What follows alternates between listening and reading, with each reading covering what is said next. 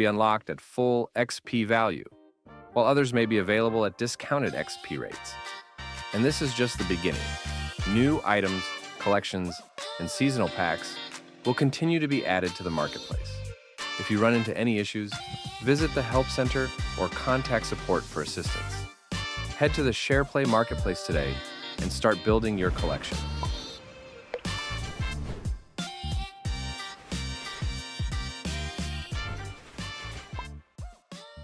Shareplay. Welcome to the Shareplay marketplace. To get started, navigate to Marketplace from the top menu or the left side navigation. Here, you'll find a variety of items available to unlock and purchase. You can select individual items or add multiple items to your cart and check out all at once. Once your purchase is complete, your items will automatically be saved in My Collections, located in your vault. Inside your vault, you can view and manage everything you've collected. Items from your collection can be used across Shareplay. For example, you can customize your profile decorations, badges, and other visual elements from the settings page to stand out in the community. You can also use your XP points to redeem items in the marketplace. Some items can be unlocked at full XP value, while others may be available at discounted XP rates. And this is just the beginning. New items, collections, and seasonal packs will continue to be added to the marketplace. If you run into any issues, visit the Help Center or contact support for assistance. Head to the Shareplay marketplace today and start building your collection.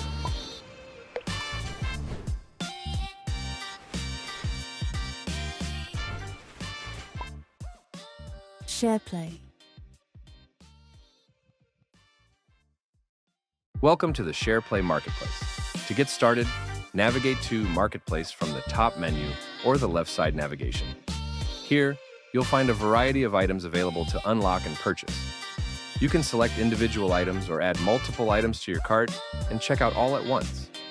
Once your purchase is complete, your items will automatically be saved in My Collections, located in your vault. Inside your vault, you can view and manage everything you've collected.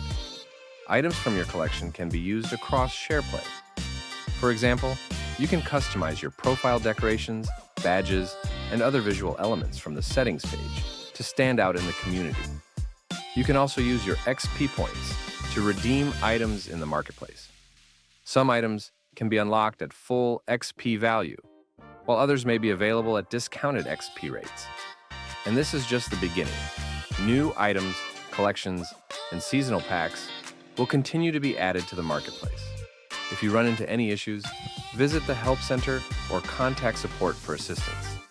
Head to the Shareplay marketplace today and start building your collection.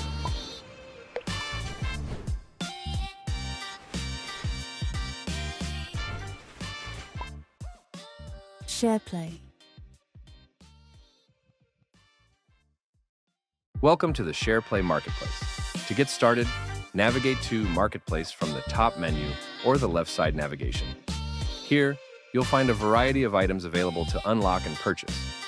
You can select individual items or add multiple items to your cart and check out all at once. Once your purchase is complete, your items will automatically be saved in My Collections, located in your vault. Inside your vault, you can view and manage everything you've collected. Items from your collection can be used across Shareplay. For example, you can customize your profile decorations, badges, and other visual elements from the settings page to stand out in the community. You can also use your XP points to redeem items in the marketplace. Some items can be unlocked at full XP value, while others may be available at discounted XP rates. And this is just the beginning. New items, collections, and seasonal packs will continue to be added to the marketplace. If you run into any issues, visit the Help Center or contact support for assistance. Head to the Shareplay marketplace today and start building your collection.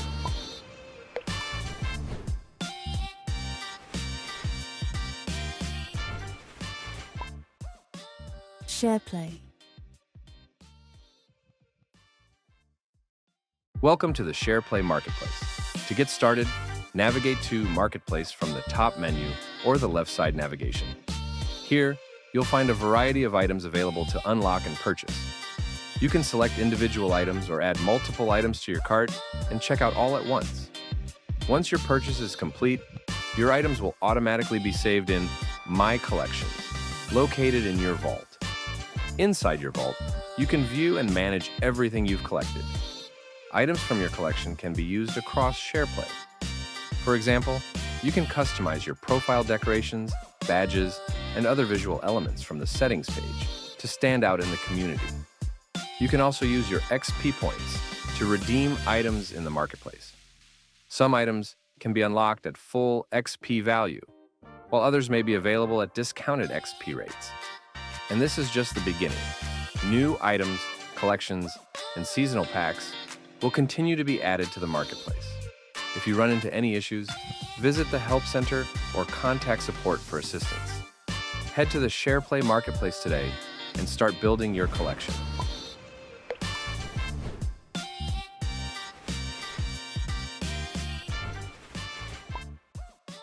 Shareplay. Welcome to the Shareplay marketplace. To get started, navigate to Marketplace from the top menu. Ladies and gentlemen, boys, girls, welcome back. It's Apex Legends Solo Queue League. I'm finally back, Ben. Been away enjoying myself at DreamHack, but it was a fantastic time nonetheless. But not as fantastic as the Solo Queue League has been. And it's all changed. It's all been all guns to the wall. We've been changing things up. Everything's been changing around. Obviously, here on Shareplay, we're putting as much into this as possible as well, giving you guys a lot to look forward to in this future of the Solo Queue League. Ben, how are you doing this fine? What day is it now? Actually, it's past midnight, so it's changed day almost. It's almost there. We're almost into Saturday, but it's still Friday for now. We're enjoying this Friday. It's been very nice on the obviously Good Friday for those of you who celebrate Easter. We obviously get the bank holiday over here in the UK, so it's been quite nice having the day off work. You know, just been did a bit of the admin and stuff like that. But I've just been waiting and ready and raring to go for some Apex Legends Solo Queue League. We had a wonderful weekend last week. The live stream obviously joined by the incredible Scott Convergent.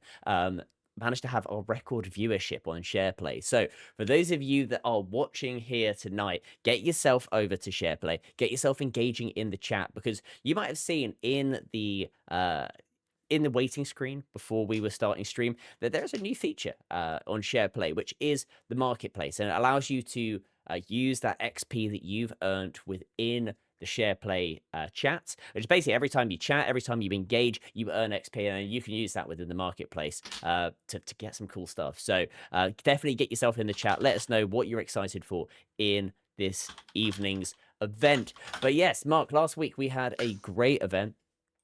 We had some wonderful showings from quite a few characters, and I'm going to have a quick look and see if the leaderboard... Oh, that's the wrong That leaderboard. changed. As far as I remember, it's all been refreshed, so you'll be lucky to see that now. I actually had it beside me. Yeah, it's all been changed. It's all been reset. It's all been reset, but that's all good because I've got it. I had it somewhere. So did I. I've got it here. So we had some great showings from the likes of M9 as Pablito, and You Got Killed by a Laptop User closing out the top three. Zenzo Apex, previous winner, coming away with 4th position. Then Imperial Rose, Carlitos, Mizu, Max, Openik, Worthless closing out the top 10. A great showing from so many people, and I'm excited to see how we're going to be doing tonight because it's been exciting. There's been a lot of developments going on behind the scenes. There's not going to be any legend bans tonight, but it is something that we are hopefully going to be bringing along as well, which is something I'm certainly excited to see. I love it. I love it. I love it. I don't know how it'll work with multiple lobbies, but I'm keen to find out. That's for sure. It certainly is. But we are going to be going into our first game, which is on the World's Edge. There we go. It has opened up. And we're going to go into this first game. Quite a few names that I've recognized on this first one. I'm excited to see how we do get on. Here we go. First of all, you can see Team 1, Zenzo, obviously a 4th place from last week. Is going to be joined by Void, Shadow, and Celista. We've also got Lotus Nesu as well, who I'm sure that you recognize that name coming over from EU, I believe. 100%. I'm looking forward to seeing what they could do on the ping. That's the big game changer in this scenario. But they've been waiting a while. They've surely got their gunny up. They've been practicing in a few customs so far. So Let's see how these guys come out to start to play here in the World's Edge. Obviously, for Solo Queue League, it's all about individual skill and obviously kills all make a massive difference, but teamwork also comes into play when it comes to placement. So you got to look at that for sure. So everybody else that's in chat as well, make sure if you are in chat, but you haven't already spoken chat, that means you have to claim your own play tag. So make sure you jump in, sign yourself up to Shareplay to get yourself your name tag and whatever it is. Mine's is Mark of G. Ben's, is this me, Ben B? As we'd expect, make sure you jump on board with that. You get involved and you get chat and earn yourself some rewards throughout this whole stream. It won't be here as long as it is normally. We're normally a couple of hours, 3 hours maximum most of the time. But we'll be back again tomorrow night as well. But let's make sure we're up and ready to get going into the action, Ben. Absolutely. We're on board here with Team 13, Imperial Rose, who managed to get themselves into the top 5. It's wonderful to see. And I've also seen that Imperial Rose is one of those players who has claimed a Shareplay tag. We've seen them in the chat as they actually answered a question as part of our giveaway last week, which we might well do again. But they are actually, we're going to be having Hyro, who's going to be hitting that beacon for us, and it's going to show us a lovely little fragment monument pull. So we are going to be heading to the capital city for our first game here.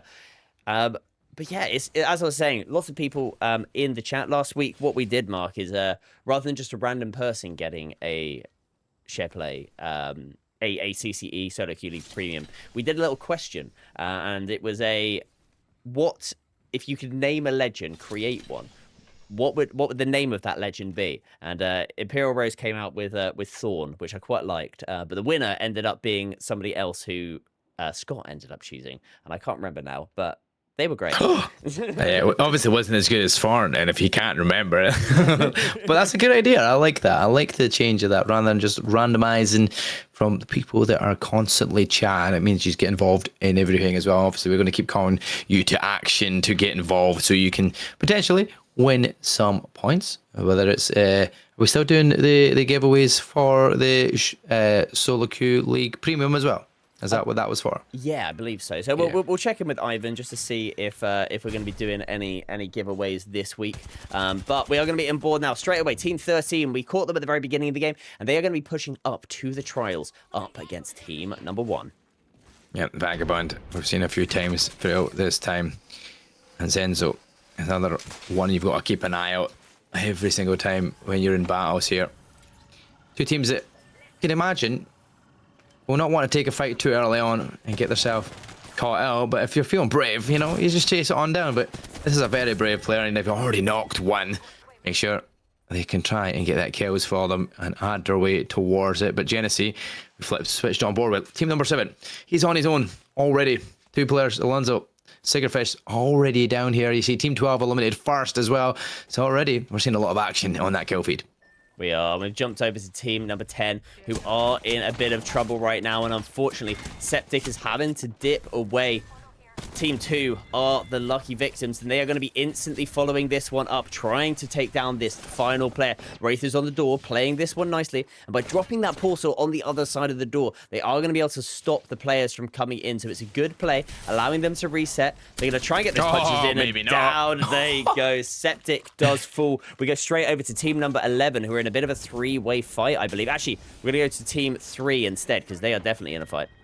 Yeah, team 6, team 13, team 17, team 1 are all around us here, and you can see already team 6 is just relying on scale. Everybody else is knocked around them. Meanwhile, team 19 does get eliminated. Frey, Rare, he does go down next. There's just action left, right, and center on this map, and just can't even keep up with it before you see the kill feed. Team 17 gets eliminated. We're down to 15 squads remaining already, and yet to see that zone fill pulled in yet for the first round. As we mentioned, lots of aggression. I think we're going to be seeing a lot of the Hemlock tonight. I mean, it has had a slight nerf overnight, but unfortunately, Alicia Liu's puppy did fall down. So Aurelian Madness is going to have to hold this door for the team as they're going to try and swing on through. Good shots with the R99, and then instant double knock there. Detached, Devious with that PK, and they're going to be killing them out. A great squad wipe onto team 18, and Detached is going to be able to get back up onto their feet. They are, however, being pushed by team number 5, but team 5 are backing off because they've seen somebody else over towards the cart, and it is going to be team number 4. Yeah, team 4 seem to be backing off as well, so just trying not to get caught out. They're looking for that third-party opportunity beforehand. Team 5, they might just go back towards team 15 unless team 15 get the aggressor, and there's team 1 eliminating Joe Shax. Ends up getting a kill on the board, first of the day. Looking to add some more as team 3 do get eliminated because of it. And now you're seeing a Lyra and Madness, who we're on board with, does take down Psy Hero, and they've pushed up towards team 5. They're looking inside the building, everywhere for the remaining players in that battle. It's going to be retap, and you killed by a laptop user who came in third, as you mentioned in our previous week. Retap has obviously put down that Newcastle ultimate up on the inside. There is a rampart, however, and the rampart is going to be destroying those walls from the low ground. Obviously, they've got that lovely little bit of height. You got killed by a laptop user, getting some nasty angles. Is going to allow, actually, that res to come on out. Hemlocks drops on down. And unfortunately, they do fall. It's just down to Retap. Retap goes up onto the upstairs. Is going to be able to drag behind this Newcastle wall. The PK is now going to have to do so much work. That Newcastle does get stunned, but it is not quite enough. Team 4 get those kills, and they've got to be careful because there are a few teams coming on around, including team number 2. Yeah, team 2, team 14 coming from north, and you've got down at yourself, team 15 below hand, also trying to keep an eye on what's going on in this battle. But team 2 is the one that's got the kind of middle ground in the open, no buildings to hide behind, so they've got to keep their eye on, because that's a team that might well get picked off, because there's only 2 of them pushed up so far for this fight. But you know what? They're getting aggressive, and I like it. Lotus Nesu does not care how many teams are around him, but does take a bit of damage and has to back down from that fight for now. Hanyu's also doing the exact same. His teammate from a distance. Tree cross over, still setting back, hoping that his teammates can do the damage and they don't have to get involved. As we can see, on board with D-Cross, sitting with the 33rd and sitting deep. Not really too much for now. As we're going to have a quick look at the map, it looks like Team 13 are in a bit of an engagement. Team 13 taking on to Team 1. It's going to be Emporio, Rose, the Falls, Vagabond, and Hyro.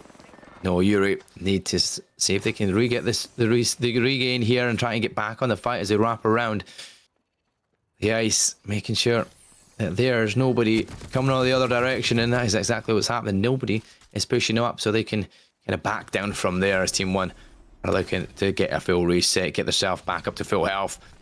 And that team that just disappeared, Team 13, they've just got themselves into Team 11. That's going to be unfortunate. They've literally just disappeared straight into battle. Vagabond taking damage, goes down. It's all down to high route, but in this situation, I don't fancy the chances the Gibby bubbles there. And obviously with the change of Gibby as well, a little bit more extra speed boost when you are not carrying your weapon and you're already at full sprint, but you also have a little bit better in terms of that shield capability.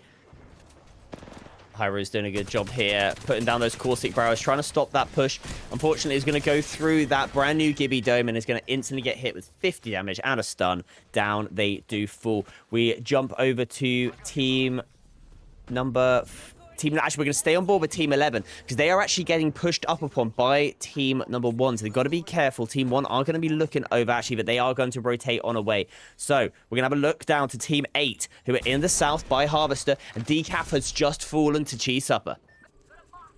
Yep, this is brilliant. The names that we're seeing here, 12 pack of Dr. Pepper goes down as well, and you got 2 in an air fryer and a toaster. I don't know. Is it a decaf? We've got, yeah, I mean, this is a mixed bag of everything in here in terms of if you're food or you're hungry, you keep an eye on this team because that decaf coffee is already out, and now you just got to put an air fryer and a toaster. And if you're going up against Toaster DC, I mean, that could be the connection you needed. But then you're going to dip out of there and try and get that respawn for their teammates. We're down to 11 squads remaining so far, and still in around the map, plenty of space to use up here. It's this Team 11 squad. They might well just start to think about a better position in that map and in that circle, looking because they're nowhere near cover and pretty much in the open. However, Team 1, they're not. They've got a position inside one of the bigger buildings inside Monument. We got Team 4 just looking to cross some shots at a distance. lots of people. We're going to have a quick look at the map and just see how we're looking right now. And it does look like we are actually having Team 8. The last player, the 2 in the air fryer, does get taken down by Team 15. Thing is, Team 15 have got to be careful because there is Team 2 sat up on the high. And this is going to be D-Cross, who we saw so much earlier with that repeater, who's continued to hold this height, and the teammates have now managed to make their way back up. So we might well see a fight between Team 2 and Team 15. The thing is, you've got to be careful because Team 16 is also coming into the vicinity as well. The Cheese Supper is going to be throwing that Altar Portal down, and they are spotting them now. And unfortunately, Lotus Nesu has got a Kraber, and Alyssa Leo's puppy is going to knock it with the Kraber. So the res is going to come out. A defensive bombardment, certainly defensive in this instant, from Detached. And can the Wraith get back inside? It doesn't look like it for now, as they're going to instantly get pushed up upon. And it's just down to Aurelian Madness, as now Team 16 managed to get the knocks. They've got to, and they are now going to be looking to try and push up, get aggressive onto Team number 15. Yeah, they're doing a good job there. Team 2 stuck indoors, and now are they going to be able to escape from there is the question, with Team 15 on the edge and everybody just staying alive. 16 down to 2 as well. You've got everybody starting a fight. Team 2 is going to dip dive and get out of there as quickly as they possible using that portal, and that's going to get them reset in a good position to look over everyone else. Team 16 and Team 15. Team 2 have also managed to reset their way around using a Wraith Portal this time. So Team 2 have decided to get out of this. Team 15 are still just a solo. Jumping around is going to be a really madness, and whether they actually even are able to get themselves back into zone as round 3 is about to start closing. But yeah, that is a tough position for Team 15. Meanwhile, Team 11 look to be in a fight up against Team number 1. And unfortunately, Bashil does go down. Yeah, Bashir's down, but you've got Jansim on your team, so you can rely on the horizon to glide your way to safety. Make sure they can reset in a better position. Maybe to take the fight back at them here as well, as teammate does, going down at Zenzo on that Octane, ripping and running. Chase Upper does take out a little madness eventually, so Team 15 do go down. Zenzo gets that knock as well. You can see Lotus Nesu getting that Kraber shots off once again. Takes down Golf Mummy. Now, finishing off, Team 16 get eliminated. You've got them pushing on up. We're at 7 squads remaining, and it's going to be really interesting from here on out as this zone starts to close. Team 1 with Team 2 just trying to get back into a circle position. You've got Team 6 wrapping around the mountainside. They're going to get flanked from them, and there there's the shots. Hanyu taking tons of damage but stays alive. Thankfully for the Wraith, doesn't go down, doesn't cost his team too early on here, and managed to defend herself. This is a rough position for Team 2, although they did get the finish onto Team 15 behind them. They do, however, have a Wraith, and the Wraith is going to have that new upgrade, which means that they can dip in and out. It is going to be super important where they end up positioning themselves, and the Wraith has decided to drop the portal early behind these blue bins so that they can get the revive. I think that is a great move as we go straight over to Team 6, who are in an engagement. They were looking over at Team 2 just a moment ago, but they've had to turn tail because 14 has come up behind them. Yep, 14 is closing in. Looking to hunt their prey, but look at these shots from the Mez. That is fantastic. It's going to back Team 14 down, surely, or is it? Because Mitskin goes down first. Now you've got to get chased into the building, get themselves prepped, as that is them out of the way. And Team 1, Team 2 are all going to get close and personal as well here from their rotation into that circle. Team 2. Who's going to be the one finishing up? Of course, it's Lotus Nesu, the aggressor as always. Looking to finish it off, but there you go. That's the joys of a Wraith Portal. Takes you back all the way. Well, that's not even the Wraith, that's the altar, isn't it? That was the altar one. The Wraith, the altar is so good, and we've seen so much of them in this tournament so far across every single week. There is always a altar domination, but right now Team 4 at the bottom side of this building inside of zone. They have got Team 9 above them. It is a Rampart versus a Maggie. 2 legends that can do a lot of damage very quickly, but it's who are going to be able to use their abilities better. Yep. Wonder if you'll see that Maggie ball coming into the building here at some play. Just play it down the stairs as soon as they step inside. That could deal devastating damage as Team 6 go down, and Mez taken out. You're going to see everybody getting into this building now. Team 4, Team 9, Team 1 and Team 11 coming in from the north side as the zone closes in from behind them. Team 14's laying down cover and fire from a distance, and Team 2 are coming down from the south. We've got 5 squads remaining as Team 11 goes down. And now this building is going to be crucial. It's going to be absolutely crucial as the Maggie swings on through. They are going to fall for it, though, as does the Rampart. We're just down to 1 player remaining, and down they do fall. Team 9 also just down to 1 player, and it's going to be Tony Baloney, who's now going to be up on this top. Going to look to potentially get the res. We'll have to wait and see. They're actually, there we go, the res is indeed going to come out. Whether somebody is going to push, we'll have to wait and see. It's Ibby, Rectum Wrecker, and Ion Dally outside. They're going to be climbing up onto the height here. Ion Dally is going to swing around, and they do have this new Hemlock, which is going to have basically a little RPG on it. So they've swung around the corner, tried to get the tag. Unfortunately, it hasn't quite hit with the splash damage. So Ibby now is just basically trying to figure out where those players are. I think Ion Dally has figured where they are, considering how much damage they've taken.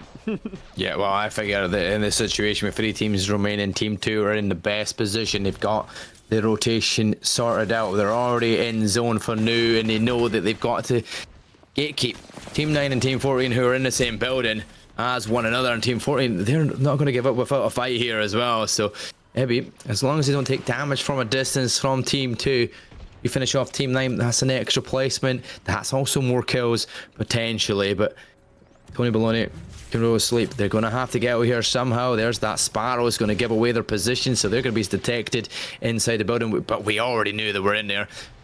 Team 14 has got 1 escapee. Somehow has managed to get their way out of there. That's the Wraith. Maybe trying to find herself a better position. But meantime, taking a fight to Team 2, sorry. Very brave indeed, and the whole team is getting followed them up as well as Team 2 have to resort to go back a little bit into zone. Team 9 have got free reign to get out of the building as well. Still a freeway battle for the teams and for this placement points and for that top spot. I have to say, Team 14 have done such a good job to be able to rotate up here. Unfortunately, Ibby does fall, and you do have to say Team 2, you mentioned how they had great positioning, and they are using it so well. They've noticed the revive, which is coming out, though, of Team number 9. They're looking over it. The problem is they can't completely overextend, because if they do, then Team number 14 may well just come up behind them. So Team 2 are dipping and diving, just trying to sort of play this height, because they don't want to allow the teams back. But the res has managed to come off, and somebody has managed to take the height, and it is going to be Ibby and co. Maybe Ibby and Nat have just managed to get themselves in the better situation, and you're stuck here. There's no way of getting out. It's all about getting these batteries and a reset here. Once you've got that height, Ibby is just going to rain down fire with that Hemlock.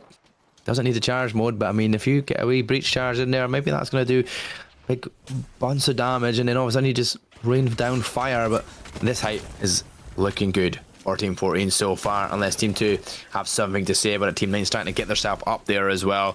But that's the joys of Horizon. You can take the height, you can get up there, but unfortunately taken out of the sky as low as Nestor takes you down. Now, who do you favour here as Rector Ripper looks to join Ibby, and hopefully not to their death, but it is going to be falling down. Daily left alone. Team 14 might be the one to go out next here. Tanya takes out Rector Ripper to make sure that's done. IM's taking tons of damage. Tony's taking damage from Team 9 as well. They're going to go down. No sleep. That's all down to him.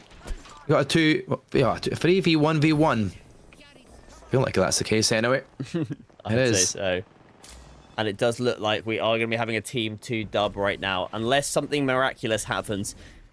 It's a full 3 stack right now. And Lotus has been playing so well with 7 kills. And somehow they are not the kill leader on this team. Team's got a full reset as well. I mean, they've got everybody back up. Did they actually? So, I mean, insane. Yeah, they got everybody back up. They got the chance to get the reses. They got the heals up, and all of a sudden it's Team 14. It's got just 1 remaining member, and that's going to be Daily. And you've got Team 2 and Team 9 to fight it out around this. Well, what would you call? It's not even a mountain. It's a rock, and between the rock and that hard place, Team 14 goes down, and now the battle commences between 2 and 9. And 2 has a little bit more higher ground to the rain down fire as they look to finish off game number 1. Weekend indeed. Lois Nesu, is he going to come up with a dub in his first game of the day? They definitely are. Team 2 take the victories with Lois Nesu top on that leaderboard with 10 kills, 7 to Anu. That's going to be a fantastic amount of points scored for sure. It most certainly will. 10 to Lotus, 7 to Hanyu. D-Cross with a lot of assists, I'm sure, in that lobby. But a great showing. And I had to say, the second and third place teams, considering how they were in that building and you had sort of Team 2 looking over them from the height, the fact that they sort of survived for as long as they did was a real sort of talent, and like that was really great to see how well they actually managed to do, particularly the team that ended up coming second, because they were the one that was a duo. They were playing as a 2 coming out of that building. They managed to get a full reset and could have come away with the win on a different day. But that is going to be our first game. Congratulations to our winners, and we're gonna have a little look and see if we are going straight in. Let me do know. It does look like actually we should have. I don't know. There is ones popping up, so I mean, I assume we're going to be into that one in just a second. It goes quite quickly once we get started. That's the good thing about it. Yeah, we've got plenty of people in the queue. We had plenty of teams ready to get started, so hopefully we're back in the action as quickly as possible. But I don't know if you have that refresh of the scores on the doors, because the scores on the doors is going to be as low as Nesu, obviously, with the 10 kills to his name. Going to put him up there top of that leaderboard.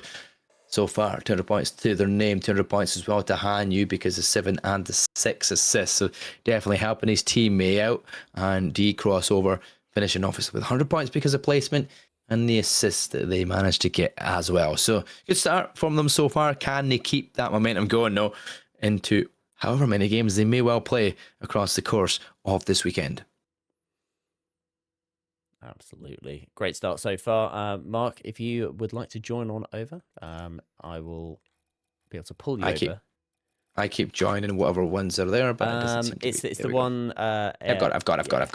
You got it. I'm in there. You got it. I'm in there somewhere. Amazing. Well, I can see that there have been loads of people chatting away in the chat, so we're going to give a massive call out to everybody who is currently chatting away. Currently up to 40 viewers over on Shareplay, and it'll be great to see if we can boost ourselves back up to the numbers that we were on last week, which we almost got up to 200, folks, and that was utterly insane. But we can. It's because of the beautiful Scott, obviously. That's the reason y'all went to see beautiful Scott. Honestly, it's rude, isn't it? It's rude. Like we're back, it is, and it's not me. It's all him. It's not the same. it's all him. I would say it's because he's a Scot as well, but I mean, it's obviously not working for me. So I mean, here we go. But that being said, we want you to join up in the Shareplay. If you haven't signed up, get yourself a play tag, get yourself in. Don't just watch it.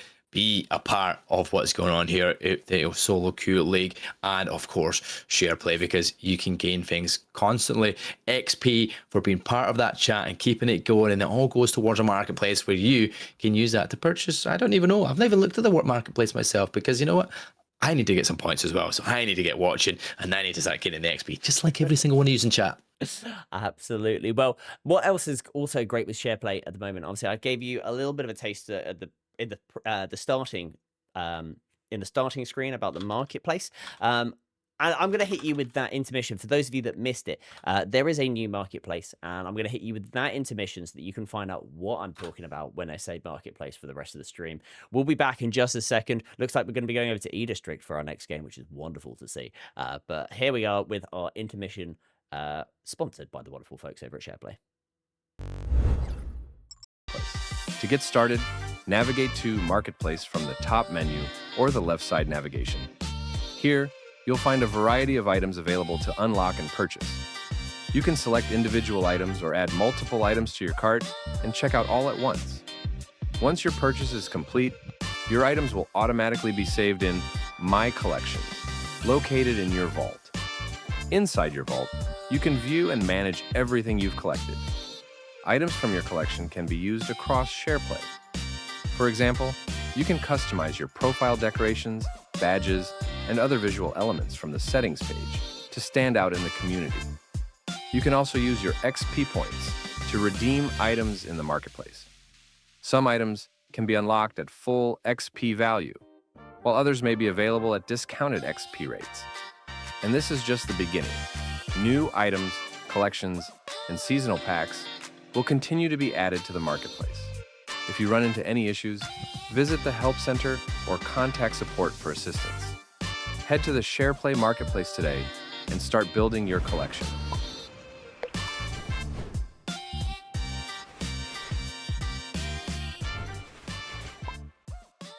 Shareplay. Welcome to the Shareplay marketplace. To get started, navigate to Marketplace from the top menu or the left side navigation. Here, you'll find a variety of items available to unlock and purchase. You can select individual items or add multiple items to your cart and check out all at once. Once your purchase is complete, your items will automatically be saved in My Collections, located in your vault. Inside your vault, you can view and manage everything you've collected. Items from your collection can be used across Shareplay. For example, you can customize your profile decorations, badges, and other visual elements from the settings page to stand out in the community. You can also use your XP points to redeem items in the marketplace. Some items can be unlocked at full XP value, while others may be available at discounted XP rates. And this is just the beginning. Here we go. E-District is up next. One of our favorite maps to cast over because of the amount of options that comes with it. Ben, this is always, especially Solo Queue League, has been an interesting watch for sure with these teams and players. It certainly has, and it's one thing that I think particularly at the moment when you've got a lot of alters in play, there's no legend bans taking place right now, and I would not be surprised if we see alter as that legend that does get banned pretty much instantly over when we, especially when we're in E-District, because of the ability to go through walls and such. Excuse me. But yeah, no, Team 5 over in the, meanwhile, in the middle. What we're going to do is we're going to do the classic. Ben's going to jump around until he finds somebody who's going to hit a beacon scan. So Galleria. Oh, it's not going to be Galleria. Damn it. That might still be, but very, very slim chances, I'm going to say. So. Exactly. We have got a Rampart up here. Rampart does have a beacon scan, so we're going to stay on them until they hopefully hit it. Over in Galleria. Is it in Galleria as well? Yeah, in Galleria. There we go. We've jumped over to the Galleria team for you. It does look like a fight might well kick off in a second down to the bottom and into the middle as well. So we'll keep an eye to see which one engages first. Team 9, Team 5, or Team 8 versus Team 11. Do let me know, Mark, as... Come on. No, actually, there might even be a stadium that gets hit first. Yeah, I mean, Team 4 are getting aggressive. It looks like a Team 4, and we're going to be getting straight up and close and personal with Team 14. Out of the force, because 4's been swung. And that's going to be 14 under the pressure to start with. Matu taking tons of damage, looking to be falling first, and it is Royal Panda gets the knock with the dual welds, gets the finish as well to make sure that's 1 KP to their name in that team. And Royal Panda, he's taking a lot of shots back for his efforts. Looking like he'll fall next, and Stroud gets him with a Thermite. Now with Team 4, you got Zenzo and Vagabond. I mean, that's a tough task to come up with, and Zenzo just stays alive and no more. Thankfully, that Octon boost will push away from the enemy's harm for a little bit as he looks to try and get reset quickly. But it's only 1 HP, literally 1 HP for quite some time there.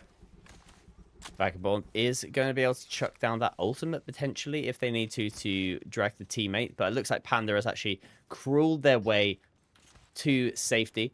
So Baturo Guy has fallen, which means that they are going to be able to get the banner and they are going to maybe be able to get away. So for now, it looks like this fight is going to be over. So we're going to jump over to team number 9, who potentially are going to be becoming a sandwich in just a second.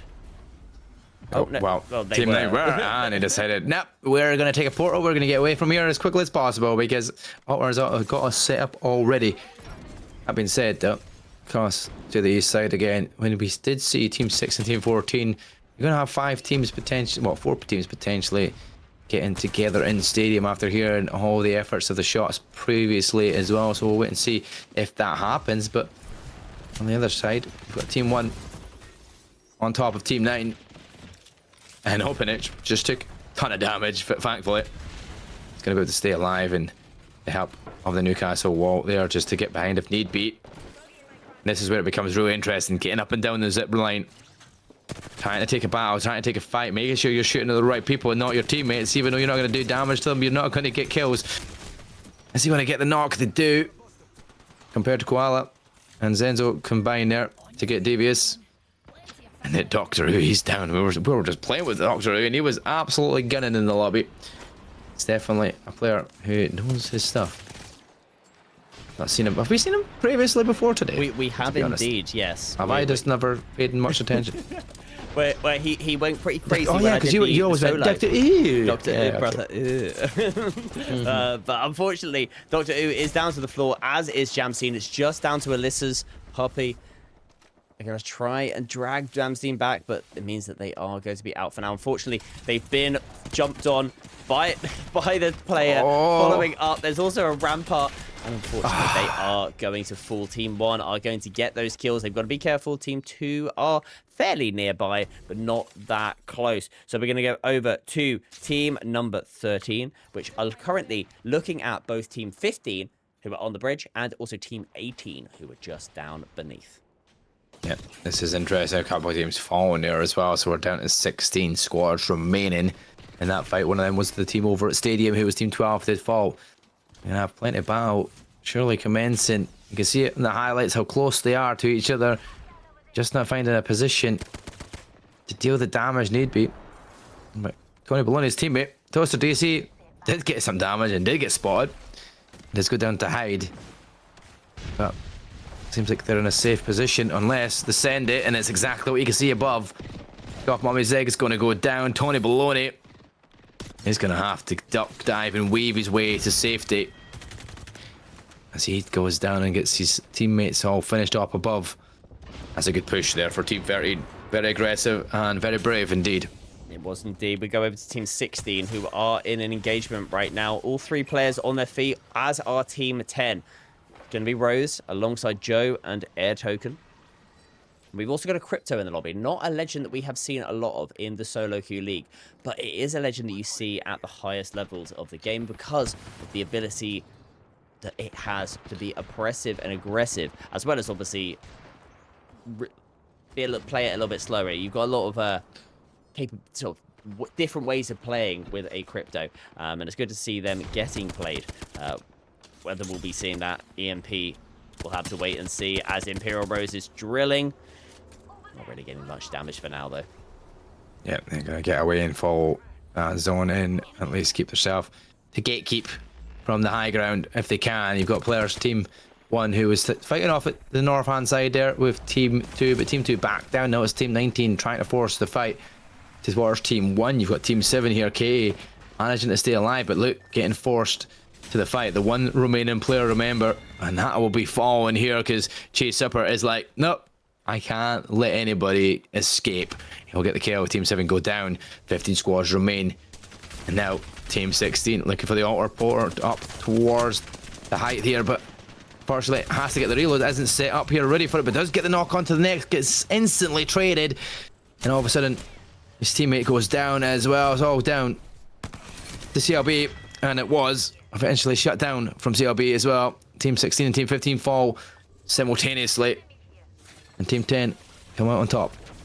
They're going to have to take that altar portal because a team has pulled up, and it is going to be team number 3. They're going to try and stick the altar portal, but if they do that, which it does look like that happened, they're probably going to get followed straight away. So they've got to be really careful as to whether somebody is going to follow them. At the moment, it doesn't look like they are going to, as Team 3 are playing this a little bit slower. And this is going to be Cheese Supper alongside Void and Meso. We've already seen some kills to their names. You can see 2 at the moment for Cheese. But they have been detected by that drone. Shots coming from the height right now is absolutely devastating. Their Air Token gets obliterated by that Hemlock. Yep, that Hemlock was devastating now. I think Phil all the way keeps going with it. Gets a second knock now onto Joe Shack. Finishes them off. 2 kills to the name. Makes it 4 in total here for Chase Supper. Nevertheless, aggressive as always. And his teammate will have to just dip away. And Imperial Rose hoping that he can avoid the chase of Team 3. But the position he's going on that minimap, he could well run into Team 5 and Team 1, who Team 5 have got 1 player remaining as well, and that's Scaling. You can see him, he gets 1. That is an amazing turn of play there. Uses that Bangalore smoke to try and speed his descent and maybe a cent if he gets up on the high ground and tries to get away and keep alive. But like I says, Team 10, they noticed the shots were up there, decides not to go that way, and it'll just be Skelly here trying to stay alive, keep his team in it, and he gets another knock as well. This is 2. Is he going to get the third? He does! He's going to get more. Is he going to finish off the team himself? The Newcastle looking for the pickup. Probably will get it as well. And Skelly is doing everything he possibly can to stay in this. Unfortunately, it eventually ends. But that was some fantastic play from Skelly. Very much deserving to stay alive in that situation. But unfortunately, too many numbers makes it very difficult. And Team 5 go out. Indeed, unfortunately. But what a play from Skelly. I mean, Skelly almost went absolutely crazy. If it wasn't a Newcastle, if it's any other legend, I think Skelly may well have done it. But unfortunately, the Reds got stuck on both of those legends. They're not able to do anything against it. And unfortunately, Skelly is not able to close it out. We're on board now with team number 19, who are very close to team 13, who are now potentially going to get pushed upon by team 3, who are on the bridge. However, they don't have an Octane to be able to jump their way up and over. They do have an altar, so that altar portal might well come out. But we're going to go straight over to exactly what they're looking at, and that's team 14, who have got aggressive on to team 18, who are just a duo, Toaster DC and Tony Baloney. But like they must have had, I'm sure they were a 3 beforehand, weren't they? Maybe the other disconnected, but unfortunately, down to 2 no matter what anyway, even if they started with 2. That is just unfortunate. But they're still in the fight, they're still in the top 10 squads. All that you can do now here is get more points and placement points as you push your way through. Nobody looking to get close to a fight. Maybe Team 19 and Team 18 who are about to progress towards each other, and that's exactly what is happening here. Team 18, that team of 2, Toaster DC, they're down below the bridge. He's going even further lower into the sewage. His teammate left up atop. I don't know if that's going to be wise to leave your teammate, as Tony Baloney will be finished down from Shion up above. And now Toaster DC, he's going to rat himself around underground. There we go. Perfect cosplay for it as well, let's be honest. It looks a couple of ears there, whiskers we need, and that's all you need. It's the Where's the rat tail? cam. That's the rat cam. He's alive though for some reason. Nobody's pushing and looking for him. Team 13 get eliminated, so it's another placement point. It is indeed another placement point. They're into the top 10, and it does look like Team 19 are now pushing up onto Team 1. Team 1 have got that height, and they are looking down upon them. It's going to be OpenNick, Compared Koala, and Omplati, who obviously almost just got taken down by an unbelievable TTB Skelly. But they are alive for now, and they are going to be rotating their way across. Team 19 have moved on away as Team 3 look to be hitting an evac tower, and their Mirage has been taken very low. Yeah, Void Shadow has not managed to avoid them shots from the sky. And Team 14 seen him passing, so they're going to try and chase him down. Looking for an opportunity with the decoys out, though, as he gets that res and hopefully gets, well, they say the res, the bats set up. Here Token and Joe Shack once again, weakened again. We've seen them multiple times getting taken down, but somehow still alive and kicking. As we do see the Fog all take to the sky here from Team 1 as they look for a position inside zone. You're going to get all that information as well, where players are positioned and situated if they have the right ability. And they did they spot anything? I didn't see any of the triangle ults, but all of a sudden they're in the fight, and the Maggie Balls is going right inside. Thankfully, they've managed to avoid the most of that damage, and the Sheila gets to singing, and there we go, another knock. It's Team 1 just full sended it. Just down to Air Token on the high, and Air Token is going to have to run away. Dipping now into the void. Oh, Unfortunately, not a great portal there, but they are going to be able to have the altar, which means they are going to be able to pick those banners up from afar. So that is why they've pulled this, as Team 14 are now also in a fight, and it does look like they are up against Team 3, who also are down to just a solo, and it's going to be Meso. So a few teams now down to just solos. We're going to have to keep our eyes on them as I show you what the ring is currently looking like, and it's bouncing all the way back to Humber Labs, which is one that is going to surely play out pretty interestingly. Team 11 have got a good position in these buildings, as Team 19 and 17 are in a bit of an engagement. Yeah. Cannon trying to do the damage with RE45, a devastating weapon in the right hands if you're quick enough with getting your shots off. And definitely in this position, thankfully, as the Mirage can do it invisible, doesn't take any shots from across, even though you can see the player on the other building. Thankfully, gets that reset. Xion is down 14-19. But TTV, Low Junior, well, they know where the opposition's team is. He starts to get to the high ground in the position that they're at. My minimap disappeared for some reason, but there we go. Oh, and Arkstar taking down Rectum Wrecker. That's unfortunate. And now his teammate goes down. Catanen is down. It's down to 10 MU. And he is damaged from behind. He's running his way as far away as possible from that chasing pact. Surely will be found and is. Looks to try and portal. Unfortunately, doesn't get it off. And will fall. Team 17 falls to Hyro. No Yuri. As we go straight over to Team 14, who are trying to hold out Team 10, and it does look like they have been successful in that. A good hold by Team 14. They can now turn tail to team number 2, who are on the height, and it's once again Lotus Nesu, who has got a Kraber and is doing absolute damage. We've already seen some knocks in the kill feed from Lotus Nesu. Only 1 kill so far, though, from those knocks. So, loving that movement, by the way. He's trying to go for the 360 no scope. Oh, he's going to get a chance. The Gibby bubble, though, gets in play right up close. Look at the situation. Lotus is brave and aggressive. He's got damage done from his teammates, but his teammate does go down. Damn. He's going to try and stick it. He's going to do it. He's brave in it. He's going to rely on his teammate to be there, and Dan Savage, he does the job. Finishes off Strood for the KP. And there you go, across the bridge. You can see Lotus Nesu still managed to stay alive somehow, some way, even though 2 players were taking shots at him. This is going to be a tricky battle, but when you're Lotus Nesu and you can move like he does, there's a chance that you stay alive for this whole time. And there you go, knock. Dan Savage once again gets another one. Lotus Nesu gets the next knock. Team 18 goes down.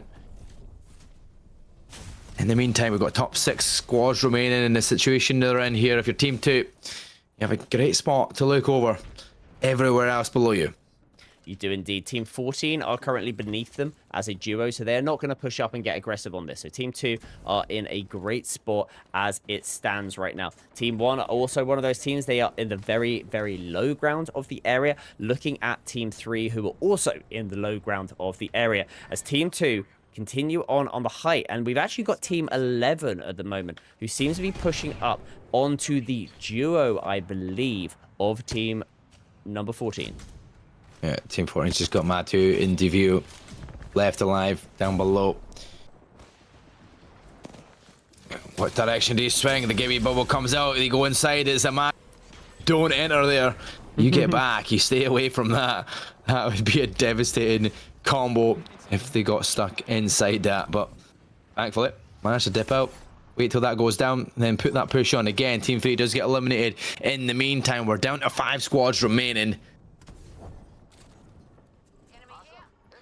Team 2, we're staying on board because of the Kraber cam, and not just any Kraber cam, an unlimited Kraber. But actually, damn Savage, there are 2 Krabers right now in play. We've got Lotus Nesu, but we've also got damn Savage. Oh, the teammate. Oh, he's gonna get the information across, and he's got the window, he's got the sparrow, he's looking for the players, knows there's a res coming. And there's another knock straight away. Low Junior goes down and finished off from Lotus Nesu. Good job there from Lotus Nesu using that. And they're probably going to look to jump down onto the low ground because they can hear some fighting going place. But Team 14 have been cleaned out. So for now, Team 2 are actually just going to continue holding this height. They know that they are in a great position in the zone. They've got great weaponry. There's no point of them getting too hyper-aggressive. But they have got to be aware Team 11 is directly below them. Down on this low ground, they are looking at Team 1, who are now going to be making their way into the little compound, potentially, where Team 19 have got a solo remaining of Spect. Yep, this is going to be a difficult task for Team of a solo player, but you know what? Anywhere to do it. If you're underground, you can stay away from what's going on up here, because if Lotus Net is who has you in his sights, you'll be finished off. But on the other hand, They're in a great position down below. Like everybody seems to be just out of harm's way now from this Kraber. He's pinging information. He's looking for more players. They're right below him. There you go. Ebby, take that one to the dome. 210 done and finished off as well. Brave, that's your leg. More kills for him as well. And Lotus Nesu, if he's got a Kraber in his hands, you have to stay away. And the collateral also coming out there. Lotus Nesu is going absolutely crazy with this Kraber, with the unlimited ammo Kraber. Gets now the knocks with the R99. The Sparrow ult doing such a good job. The teammate unfortunately does fall, but they are going to be able to follow that one up. Openick does get finished, and they instantly hit the revive. One team remaining. It is going to be Team 11 who played on this low ground. Obviously, they did have a player knocked down because of the Kraber from Lotus Nesu. The shield swap does come out. And the Sparrow ult as well. Is that going to be enough? At the moment, it doesn't look like it. But damn Savage, hit the revive, my friend. Why are you not dragging behind the shield? Wow. That is heartbreaking there. Damn Savage thinks he can do it with the P2020s. Unfortunately, does not have enough, and Hyro no Yuri does a wonderful job to close that one out alongside Ibby and Isaac Daddy. A great showing from that team. 8 kills, 6 to Lotus Nesu and 5 to Openick are your kill leaders in the lobby alongside Cheese Supper. Actually, Zenzo Apex went out in 12th with 10 kills. My lord, that man loves, was wild. That man loves the W key. That's that Octane W for sure. He loves it indeed. But what a game that was. What an ending. The no scopes, the opportunities for getting the Kraber shots, taking down Ibby, and even then, Team 11 still got on top. But it was just unfortunate that they took too much damage in the previous fight beforehand, and they just capitalized on that opportunity. What a fantastic ending. And you can see there as well, CCE are speaking to you guys in Shareplay. If you haven't already got your play tag, get yourself signed up, get your name on Shareplay, get in the chat, get your chance to win premium giveaways. I'm trying to point at Shareplay. It's just like slightly. It's underneath you rather than. Oh yeah, it's like here. Oh no, it's like here. Here, there we go. Yeah, Shareplay. Also, follow Mark G. I've got the. Oh yeah. I've got reverse on the mirror. It's very confusing because I keep pointing the wrong way. Anyway, like that way, but it's no really that way. I know the scope. It's a difficult task. It is difficult indeed, especially at this time in the morning. This time, honestly, it's bedtime basically. But we're gonna have a quick look here, see what that has done to the overall standings. Has that changed anything? What we can see is Lotus Nesu with the continuing first place and the second place, now 320 points, which is a wonderful showing. You're also going to have Hayuki, Yui, who's had a high row Nuri, who is now up to 3rd position. As you also got a Han Yu, who I'm assuming is playing in one of the other lobbies because I don't believe I remember seeing their name. So a good showing from some of the other lobbies, which is always interesting to see when you've got multiple lobbies going on at once, because we've only casted over 2 games, but there's already been 6 that have happened today, which is wonderful to see so many people involved in this event so far. If you would like to get yourself involved, head over to cce.gg, sign yourself up to the Solo Queue League. We take anybody who would like to play. Doesn't matter what region you are in, or what you have to get. I think you have to be over gold level, I think, in order to play. But yep. I'm sure definitely on my level.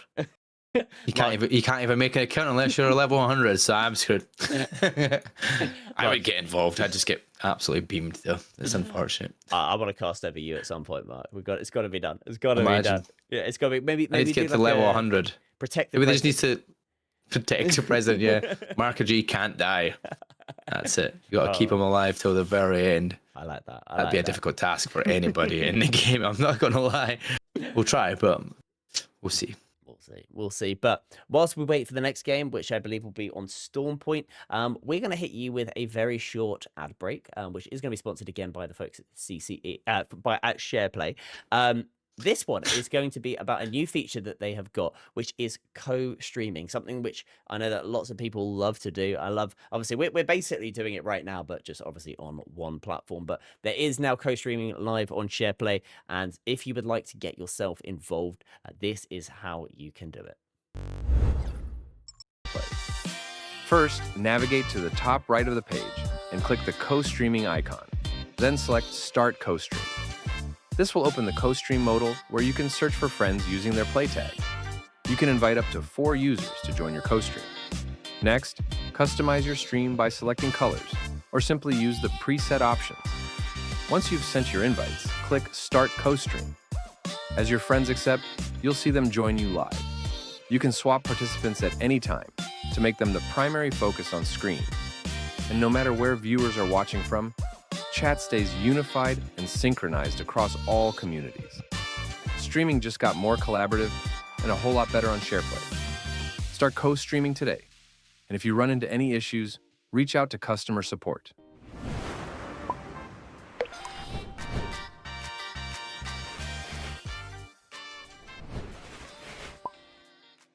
Shareplay. How to start co-streaming on Shareplay. First, navigate to the top right of the page and click the co-streaming icon. Then select Start Co-stream. This will open the co-stream modal where you can search for friends using their play tag. You can invite up to 4 users to join your co-stream. Next, customize your stream by selecting colors, or simply use the preset options. Once you've sent your invites, click Start Co-stream. As your friends accept, you'll see them join you live. You can swap participants at any time to make them the primary focus on screen. And no matter where viewers are watching from, chat stays unified and synchronized across all communities. Streaming just got more collaborative and a whole lot better on Shareplay. Start co-streaming today. And if you run into any issues, reach out to customer support.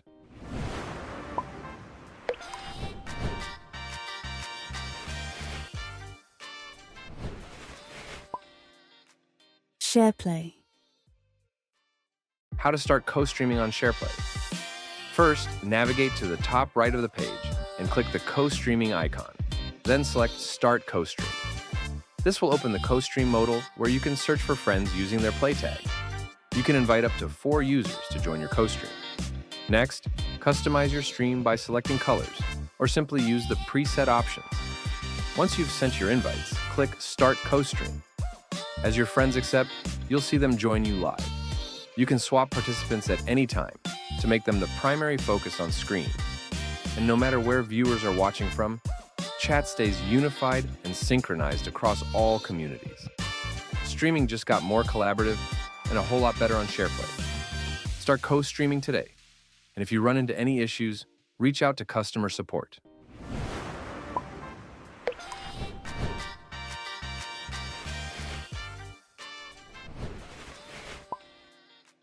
Shareplay.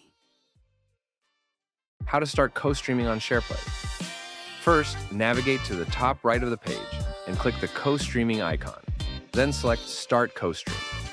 This will open the co-stream modal where you can search for friends using their play tag.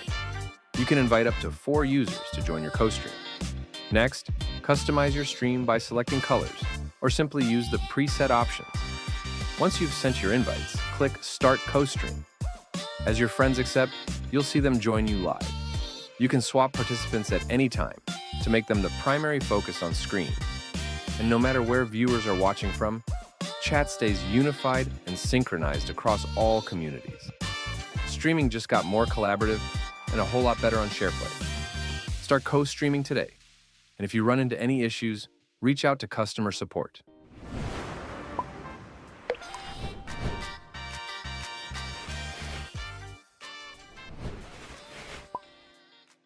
Shareplay. I'll go back, everyone. I've zoomed out a little bit here so we can get a full spec, and I felt like I was just taking up too much screen. I've got a big head as is, Ben. I don't need to be any bigger, so sit back. But guys, everybody, we have seen a few new members joining the Shareplay. So remember, don't just watch it. Jump in the chat, become part of this stream. Everything you do in the stream and chat earns you some XP. You can tag people, you can respond, you can stay active. It all counts towards XP that you can use in the marketplace and build it up all the way through. And also, if you're here, you have a chance to win that premium for the Solo Queue League as well. So if you're a player and you want to get involved, CCE.com, get yourself involved there as well. If you don't have premium, get yourself premium. You get almost double, or if not more, prize earnings for your replacement if you're in that top 20. You can see 25 now? I can't even remember, actually. it's the top 25, I believe, if you've got premium. So get yourself involved, get yourself into the top 25 and earn some of that lovely moolah, and get some pizza money for this Easter weekend ahead of you. Maybe not even pizza. Get yourself some Easter eggs. They're really expensive these days. So you know what? Get yourself some free money from the CCE.GG solo queue league, and get yourself some Easter eggs. That's what I say. Yeah, that's it. Definitely. I love a good Easter egg. They're the best shot of chocolate you can ever ask for, to be honest. Chocolate Easter eggs are so good. So Moorish, though, just like Apex Legends can be as well, as we get into game number 3. Like you said, we're on Storm Points. We got one of each so far. I'm all for it. I am as well. As we're going to have a little look and see, it looks like we've missing out on a couple teams on this one here, but we are back in with the action.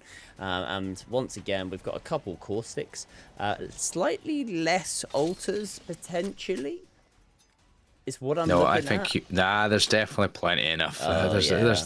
There's enough. There's just not any within like these first left-hand side ones, and I'm like, oh, maybe there's less, but no, they're still here. They're still here. Can't get rid of them. They're here and there, but you're never going to get rid of them. Let's be honest. Unless once we do Legends pick bans and stuff like that, that will come into play, I'm sure.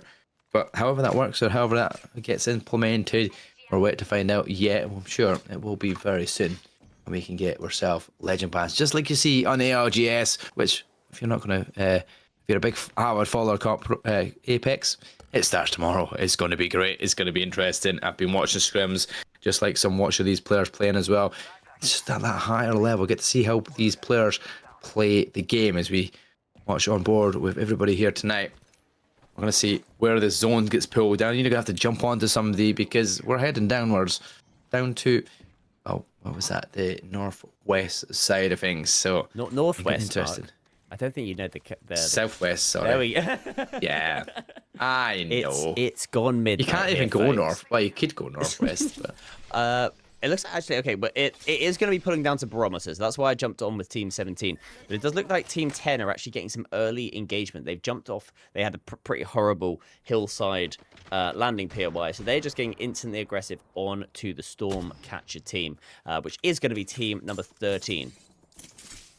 I mean, we've seen detached multiple times here, getting caught off and caught out from the team. Some would say detached from his team, funny enough. But he's at this time going to be close and personal with everybody else. And is he? Oh my god, that is team shots if I've ever seen one. Almost rips them completely. But at least you're in a good position to get back in cover and use them bats and get that reset of health.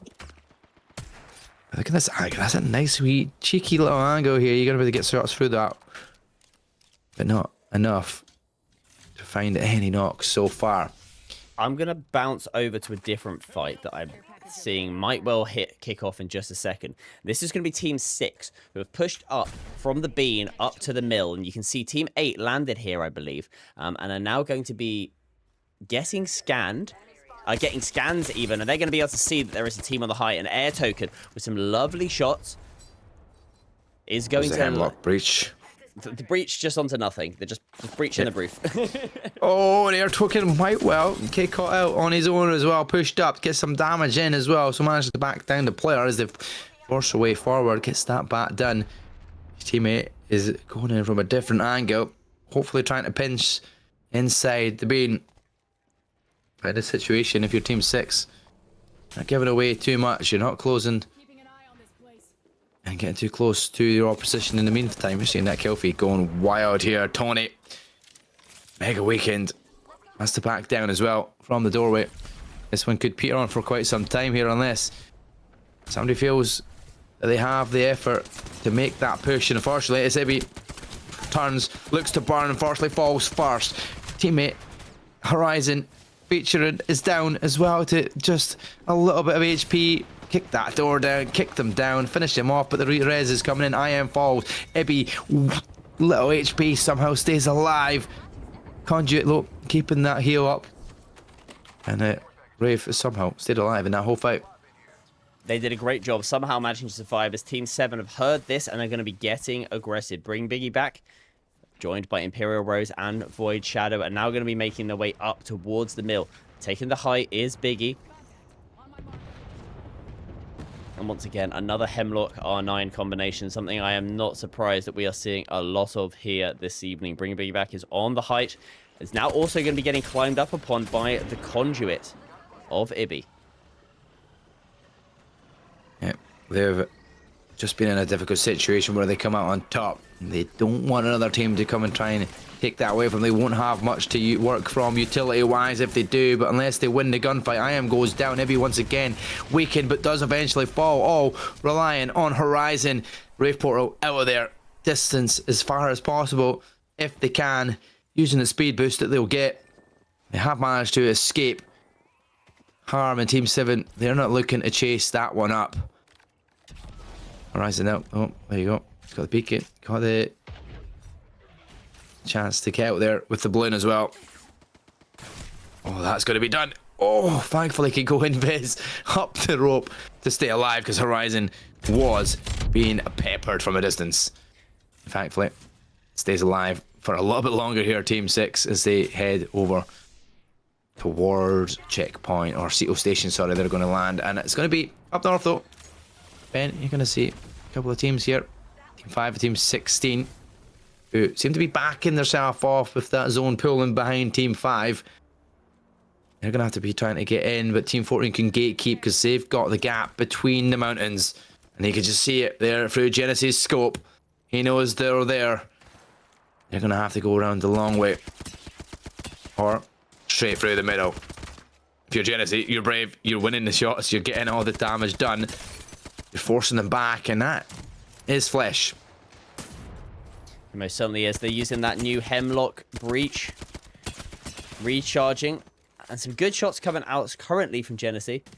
It's trying to get the finish onto the player. The Skynade is going to come out, but unfortunately Genesis does get caught out by Matto's Hemlock as well.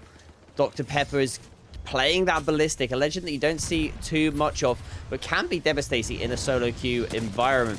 If you just can't shoot your gun, you know, that can change your fight. But right now it is going to just be Genesis who's going to be getting back up onto his feet. Unfortunately, the player which he stopped for being able to shoot isn't the one that ends up coming around that corner, and Genesis is just going to be trying to get out of there. They do, however, have that Wraith, and they've got one of those players inside the portal. Genesis first to go down, last to stay alive. Strangely enough, we've never thought it the way that that started off, but thankfully with that Wraith, got some speed, can get away from there, but it is going to be an auto that's chasing you all the way as far as possible. If Team 5 can escape that Genesis, fair play to you, but it will take some running, some distance. You've got to use as much of that cover as you make your way around as possible. He's actually going to stay in the building, hidden. No, he's not. He's under. he's rocking himself away. He's going to be chased as well. Now where did he go? Now you got to find him. 2-man versus 1. Genesis, I could favour you this in a 1v2. Can't lie. In a 1v3, I'm not so sure. Genesis is doing a good job trying to get away. He's now going to hit that Q once again. And Team 14 know exactly where they are, following up on this. And this, at the moment, is one of the only engagements. But keep me in touch with what happens with potentially Team 15 and 16, Mark. Because that they're might just well taking be the pepper next shots at this point in time, but they're not really getting too antsy with it. It is just going to be the chase down of Genesis for the foreseeable. And there you go, he's got caught on the rocks. It's not the good rocks, it's not whiskey on the rocks that he would probably need after that, because that's going to take some effort to get out of here. He's down to just flesh, and he eventually does fall. Down below though, down to the south side, heading towards Barometer, you're going to have multiple teams starting to get on top of one another. Team 4, Team 1, Team 17, 7, 6 and 3 are about to fight with each other, with 10 coming around from the wrap around here towards 6. 10 might actually catch him by surprise. That's going to be Palm Beach, Tip and Openik looking for openings here. And then Palm Beach heading up to the shoreline. We're pretty happy with this ending, I'm sure, as they're going to be hitting that Valcult.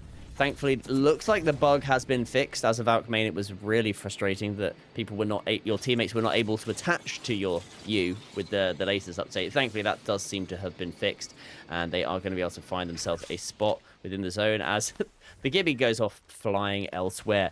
We're going to head over to team number 17, who have got a spot in the middle of the zone, or at least where the next one is, and they have got some good shots there coming down from Randy. They are, however, being pushed up upon, and their Wraith has taken a lot of damage. Out on the outside is going to be Zenzo, of course it is, who's getting aggressive, but unfortunately, Zenzo does fall. They do, however, have an altar, and whether this altar is going to recall them, it does look like they are going to be able to. So Zenzo is back and is going to be getting stuck straight away. Yep, that says Zenzo doing what Zenzo does best, is get up in the face, trying to see if he can pick something off, and then they'll send it. But if not, get pulled back from the altar, get yourself to a reset. As now we still have 14 squads remaining. This is the most amount of squads we have at this point in time so far in the previous matches. How will that play into the fights as the circle starts to progress in here? Round 3 about to start in a few moments' time. Where is he? He's got one teammate pushed up in front of him who's taking damage. He knows, do I get up there? Do I come up towards his teammate, or do they not? As we see Kraber shots go off in the kill feed again. We're seeing more Krabers that Strud is down or now. We're not seeing if we'll finish them off as well in their situation. We've jumped over to Team 16 versus Team 15 over at the Bean area. This is a straight 3v3 as Chazon is going to hit the height with the Octane pad and is going to swing. Looking with the RE45, but accidentally falls, so it's just going to full commit to this. Goes around that corner, but it's a mirage. Hits the wrong legend, but does end up following that up. That RE45 is absolutely devastating at the moment. And it is now down to just one player left remaining for Team 16. They're going to go up inside of that building, trying to find this last player. It's just going to be Temu who is going to fall. Temu is down, and we have got a Kraber in the feed. Mark, find me where that Kraber is as we go over to Team 4. Yeah, we need to find out what that Kraber is indeed. If we can. I will try my very best to look for it. I know that Strud was sat down by it, so whoever Team 12 are fighting, maybe Team 3 have that Kraber. I believe it might be Team 3. We'll have a quick look. No, it's not actually, no. Is it? Yeah, it is. Here we go. It is. There we go. Zerium. Xenon. Xenon.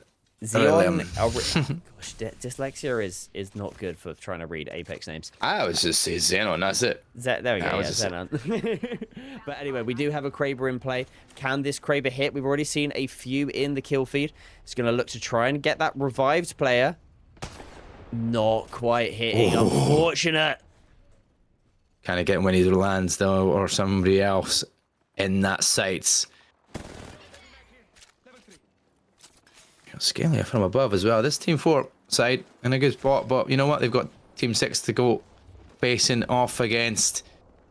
They're going to realise they're right there in the building, comes in, and all of a sudden it's another corner, not looking the direction. Skelly, though, can win that gunfight. Unfortunately, 1 HP, doesn't win it, but teammate is there to help him. Does get that knock, thankfully, and they will get that res here as I am. Goes down as well, and they've got the height there, trying to take the damage to them. 4 teams here fighting this one off. But they need to get away because that zone is closing in. Sparrow comes out. Sugarfist goes down. Vagabond goes down, and Scaly left alive, but only just. From Team 4, you've got Team 13, Team 6, Team 12, Team 14, and Team 2 all here. And as that happens, Detach gets a couple of knocks. That was the players that you just seen on that Team 4. It goes down. Kill feed is a little bit delayed. But you know what? Team 14 eventually gets eliminated as well. Supermax falls from Mezzo. We're now down to 8 squads remaining, Ben. Swing around this corner is going to be Strud. Strud, unfortunately, does get closed out by Cheese Supper and co. So we are going to have Team 2 in a wonderful position over on the southeast side of the zone as Team 6, 13, and 4 are currently located in the middle building. And what I have to say is Team 13 they took that height away from TTV Skelly and Co, who had the height. They dropped down just trying to chase the kills, and it did not play out good for them. So a bit of a rough one for TTV Skelly and their team, who did fall outside of the top 10, even though they did get the kills. And I think that's one thing within the solo queue league that we've been noticing is, yes, there have been some players who have been wonderful at getting loads and loads of kills, but playing smart is such a huge thing in this. Getting yourself those placement points is the thing that really does drive you further up the leaderboards. So I'd like to see a little bit more of that rather than just the aping that has sometimes taken place. Meanwhile, we're going to have a look at Team 15, who are inside of this building. They had a little look at Team 2, and they're going to be putting a Sparrow ult inside, as Jester Gamer has literally 5 HP remaining. Thankfully, is not getting hit by any nades for now, so it is going to be able to survive. But that was a little bit of a bold push, as Team 15, obviously, as I mentioned, looking at Team 2, who are now in a bit of a rough position. This is not a nice spot to be, in my opinion. The gondola is a bit rough. You do obviously now have a cheese upper on the caustic, so you are going to be able to double reinforce those hard light walls, but it is not a great position to be. They do have 3 teams looking at them, and Team 13 is that closest one. Yeah, this is going to be crazy now. 7 squads, and I don't know what's just happened on my screen, but I'm seeing a zoomed in version of your screen. I used that scroll wheel, and all of a sudden I've seen windows. But there we go. We're in the action. It's going to be Sheet Supper from distance, trying to pin down the opposition. Sees the players below. He knows they're there, though, behind that rock. Right there, the caustic will come in handy if they do come up in the way. And look at the distance from behind. He's going to try and send his teammate detached on his own. At Octane, once again, left alone. Can he survive the fight? He's doing a good enough job to keep them down. But can he stay up is the question here for Team 13. Team 2 is the only team that's really close to them, but you can be shot from any distance here because you're out in the open. He sends it. He looks for the opportunity once again. Still not getting an opportunity to send it, but detached. He's going to try and stick to res. Is he in the open for too much, though? Are they going to spot him? Doesn't look like it. Oh, unfortunately. He's just been spotted, though. It's like a double knock. Get him back again. Get him back. Are they going to send it? There we go. Detached.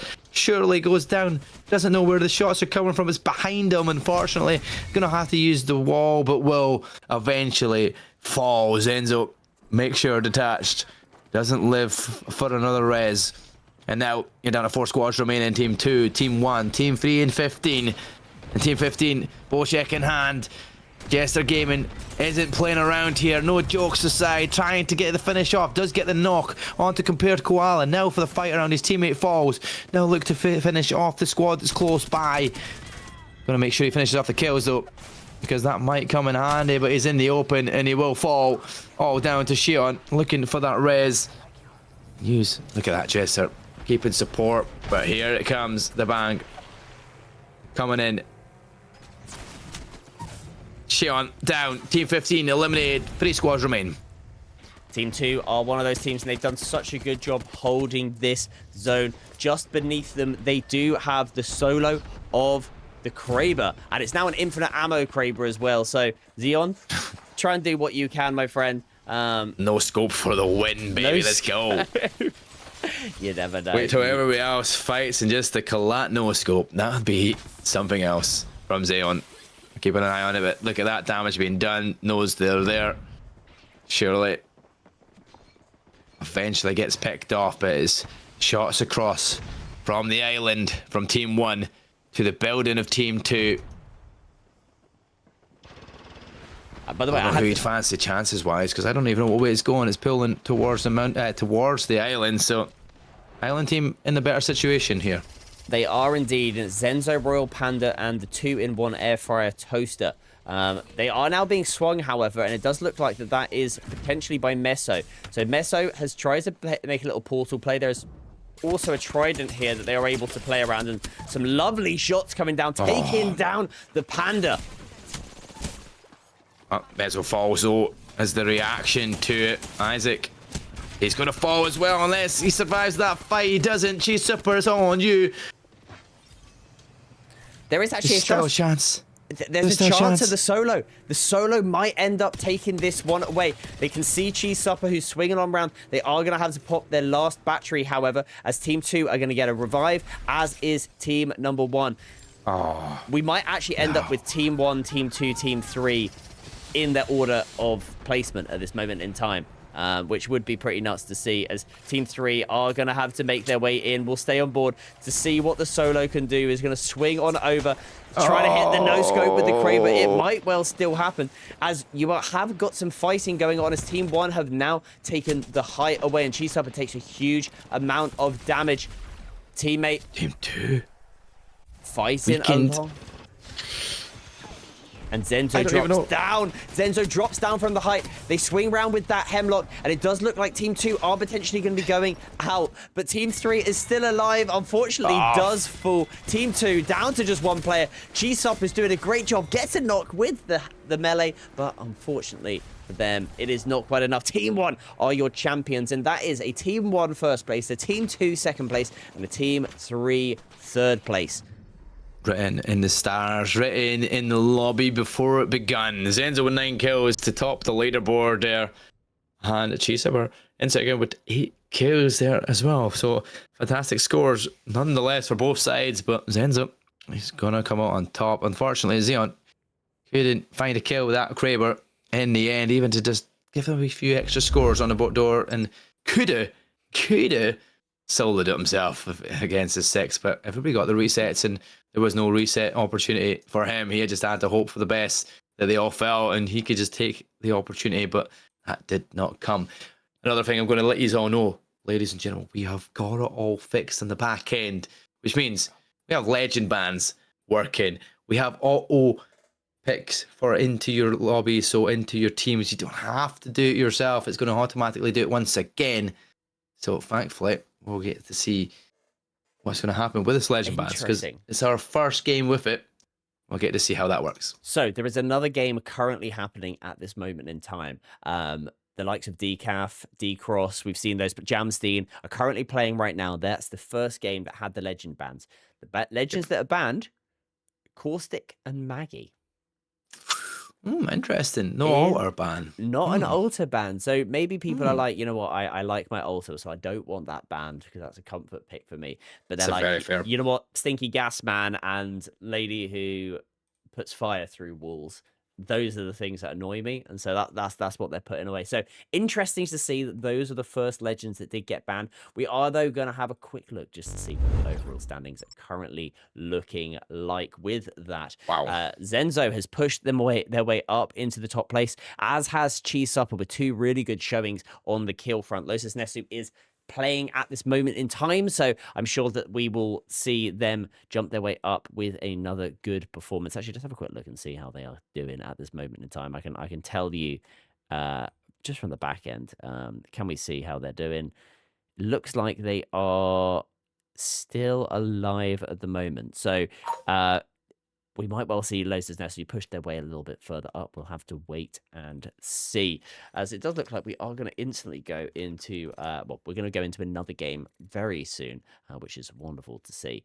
We're just waiting for everybody to accept. But yes, as if you would like to get yourself involved with this, be sure to head over to cce.gg, sign yourself up, and get yourself playing some wonderful solo queue league, because you too can go away with some money at the end of this weekend if you are able to play along and put yourself into that top 15 for normal people. But if you're a premium member, for normals, yeah, for norms, for the normies, you're gonna go away with, if you get into the top 15. But if you are a solo queue league premium member, you are going to be able to go away with extra money up until the top 25, and it's also just more money on the overrules. And what we're going to be doing is giving away a solo queue league premium giveaway. Mark, we're going to hit everybody with a very short intermission. But when we come back from that intermission, before our next game, you're going to give us a question that everybody in the chat has got to get involved in. And at the end of the game, we're going to do a giveaway to the best answer. So have a quick think about what question you'd like, unless you've got one right now that you've got off the top of your head. Probably not, to be Probably fair. not. So we'll come back. I was put on the spot there as well. I don't have questions in my brain. Well, we are going to have we're going to send it to an intermission. We'll come back and we'll ask you guys a question, and the best answers to that will come away with some premium. We'll be back very shortly with a intermission, again, sponsored by the folks at Shareplay. Coins to your wallet. First, log into your Shareplay account. Next, navigate to the Playcoin icon in the upper right corner. Click on the Add Playcoins button. Choose how many Playcoins you want to purchase. Fill out your payment details and complete your Playcoin purchase. Your new Playcoin balance will be in your wallet. Use Playcoins to shout out your favorite streamer by gifting a super play and stand out in chat. Add as many Playcoins to your wallet as needed. Connect with other users and grow your community.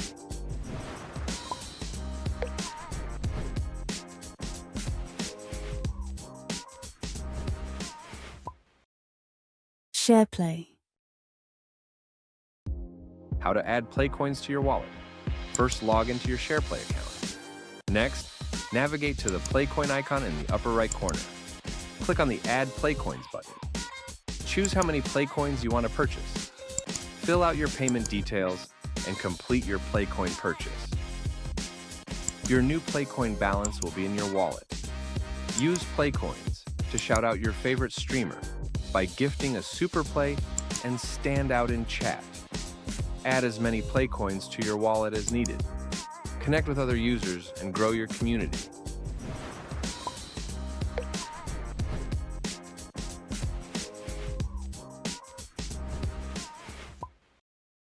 Shareplay. How to add Playcoins to your wallet. First, log into your Shareplay account. Next, navigate to the Playcoin icon in the upper right corner. Click on the Add Playcoins button.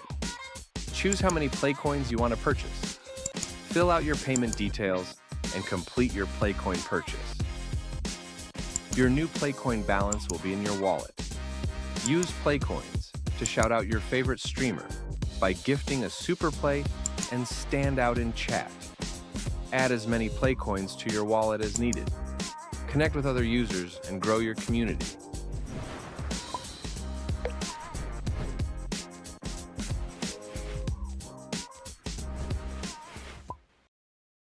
Shareplay.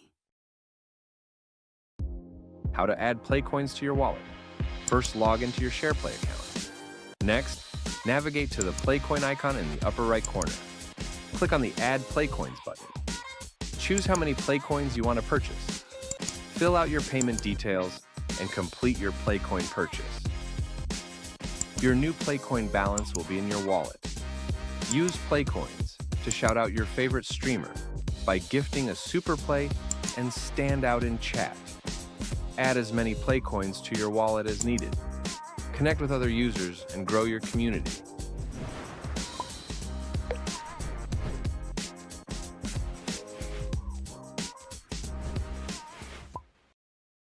Shareplay. How to add Playcoins to your wallet. First, log into your Shareplay account. Next, navigate to the Playcoin icon in the upper right corner. Click on the Add Playcoins button. Choose how many Playcoins you want to purchase. Fill out your payment details and complete your Playcoin purchase. Your new Playcoin balance will be in your wallet. Use Playcoins to shout out your favorite streamer by gifting a super play and stand out in chat. Add as many Playcoins to your wallet as needed. Connect with other users and grow your community.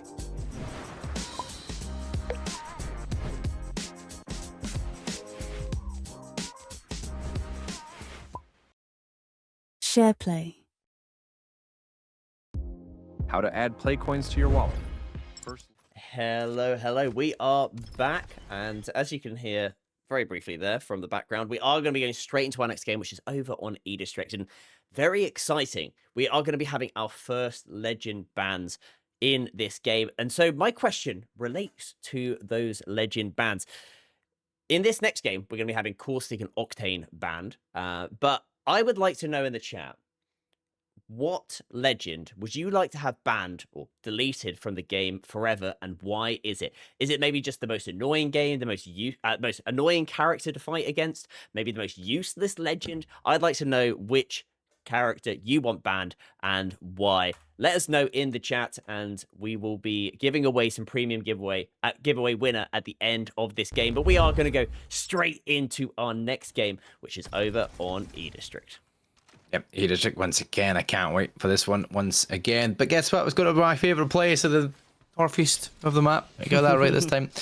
But it's perfectly situated for what would be my favourite, one of my favourite places to be is Galleria. That's where we're going. We're Team 2, Team 5, Team 18, and Team 3 are all closely clustered up towards, but you know who might not make it there is Team 6, who are already weakened by Team number 8 here down at Old Town. Always the first battle to commence for the most part here on E-District.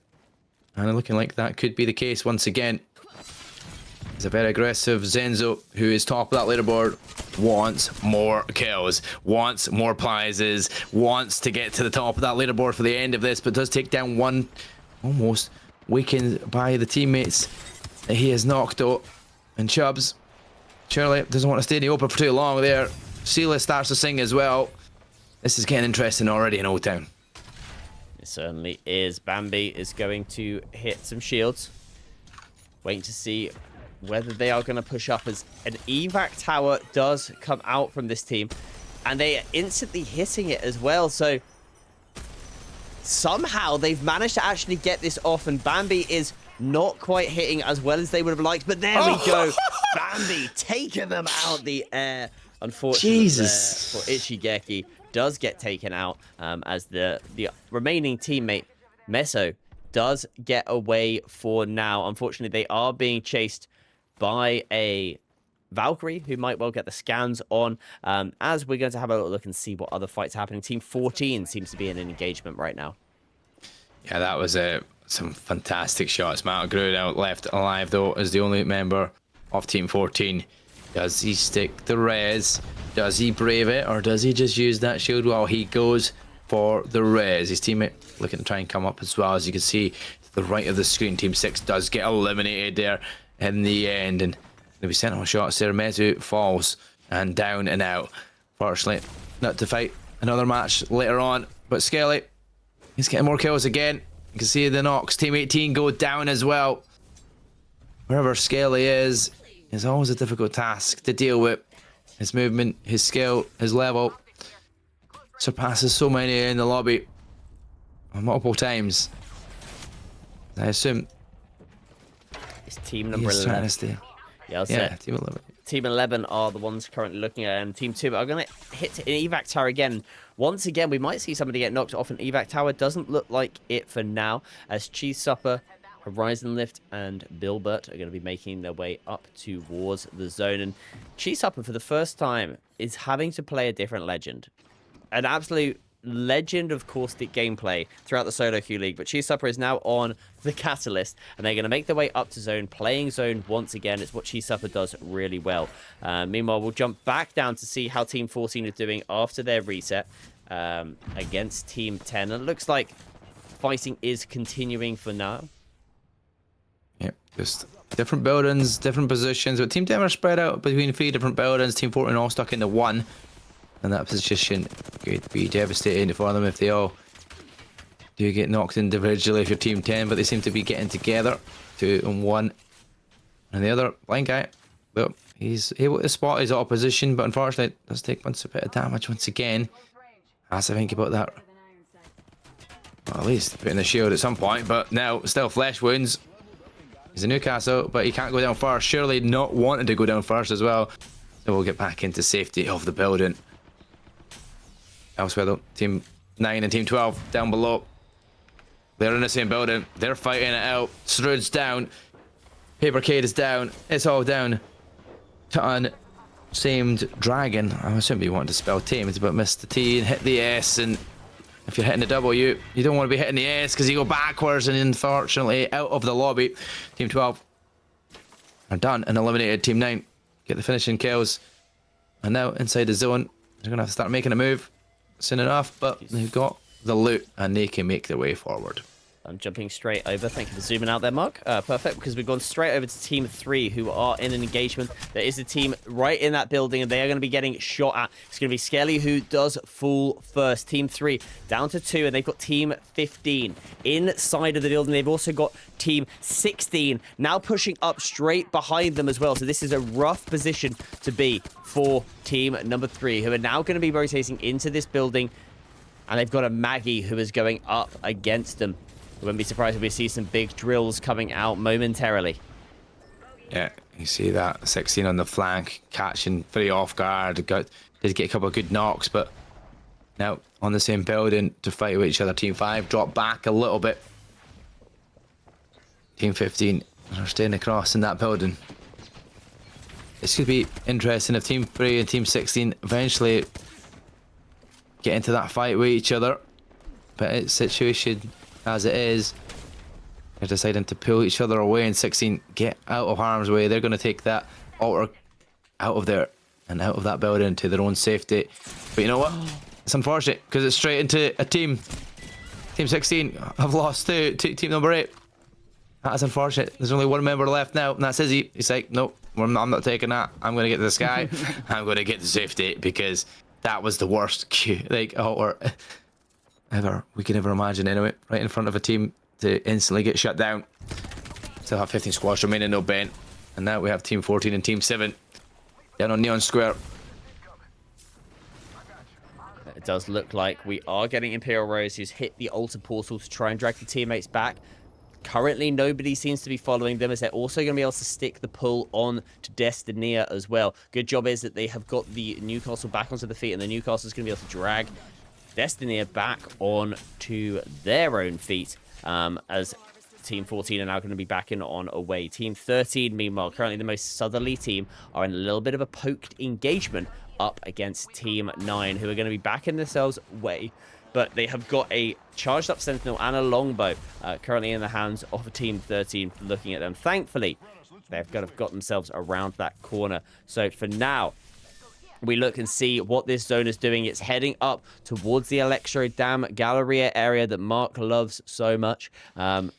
We are going to note that Team 13 and 9 might well come into each other. So I'm going to keep an eye on that for now. But Mark, please do let us know if you see any other engagements happening. Of course, indeed. But yeah, Team 12 and Team 9, closest ones in the vicinity to one another. And obviously have to start making their way soon enough towards Galleria. And there's going to be plenty of teams already in that zone looking to watch teams making a rotation in.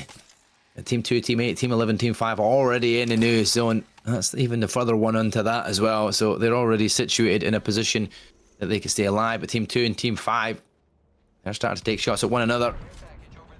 Team 5 looks to close that gap towards Team 2.